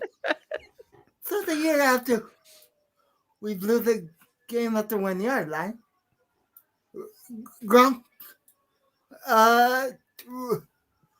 published his book. I didn't know he could read a book, much less write a book. So my uncle says, "Oh, please, go with me so I can get this book done." I'm like, "All right, but you owe me dinner." Fair point. So I go. I'm in the line. Who comes up to me? But Gronk's dad. And I say, "Hey, I saw you doing tailgating. You're fucking cool." And he said, "Hey, you know what? I'm flying you out to Boston for a Patriots game." No That's shit. fucking awesome, dude. That Patriots game, the day before the game, I went to the walkthrough. Bill Belichick. Oh shit. Saw me. Brought the whole team over to me. That's fucking including Brady and Gronk. Wow. But that game was against the Jets. Oh. In 2015 with Fitzpatrick, Marshall, and Decker, where you guys almost won, but yeah, Fitzpatrick couldn't spike the ball in time. But dude, how could you not be a fucking Patriot fan after that? I'd be a Patriot fan after that. That's an awesome story. Did they know you were a Seahawk fan? No, I had to act like I was. Oh man, good for you, man. That's awesome. Yo, that's cool. That's a dope ass story, Jose. Trojan Thank you, horse guys. story. Oh, guys, I'm 38 subs away from 300. All right, we gotta get you up there. Give out your information. Give out your YouTube channel. Seahawks Jose Rodriguez. All right, we gotta get you to 300. Only without the Crenshaw. All right. That's only for you. So. Make sure, Jose, make sure you tweet it out and we'll retweet it too, so we'll keep promoting it. Thank you, guys. Have a great night, man. Thank you for joining us. Have a good night, man. That's fucking cool as shit. Love you too, man. That's cool as shit. He met the whole fucking Patriot team. That's cool as hell. Jose's one of the realest ones, bro. Yo, you see how let's talk jet shirt? Yo, listen, he about to come over, baby. He's about to convert. Jamal You know what's fucked up? You know what I'm gonna do? do? I have like 2 big Jamal Adams things. I'm gonna mail them now. Yo, I already said Tyson, the two Jamal Adams things. Tyson, that fucking poster I ripped off by Raw when we traded when he started acting up and shit, and when I ripped up and shit. The same one. Yeah. I sent him one of those. Sent him a few other things. I got a couple Jamal Adams things here. I'm gonna send them just to bust his balls. Bedroom, bro, on my wall, bro, and I was just like, yo. Remember when I sent that to you? You never said thank you. I did say thank you, bro. What are you talking about? Can you send me the shirt? Sounds like I had that shit on my wall for a minute.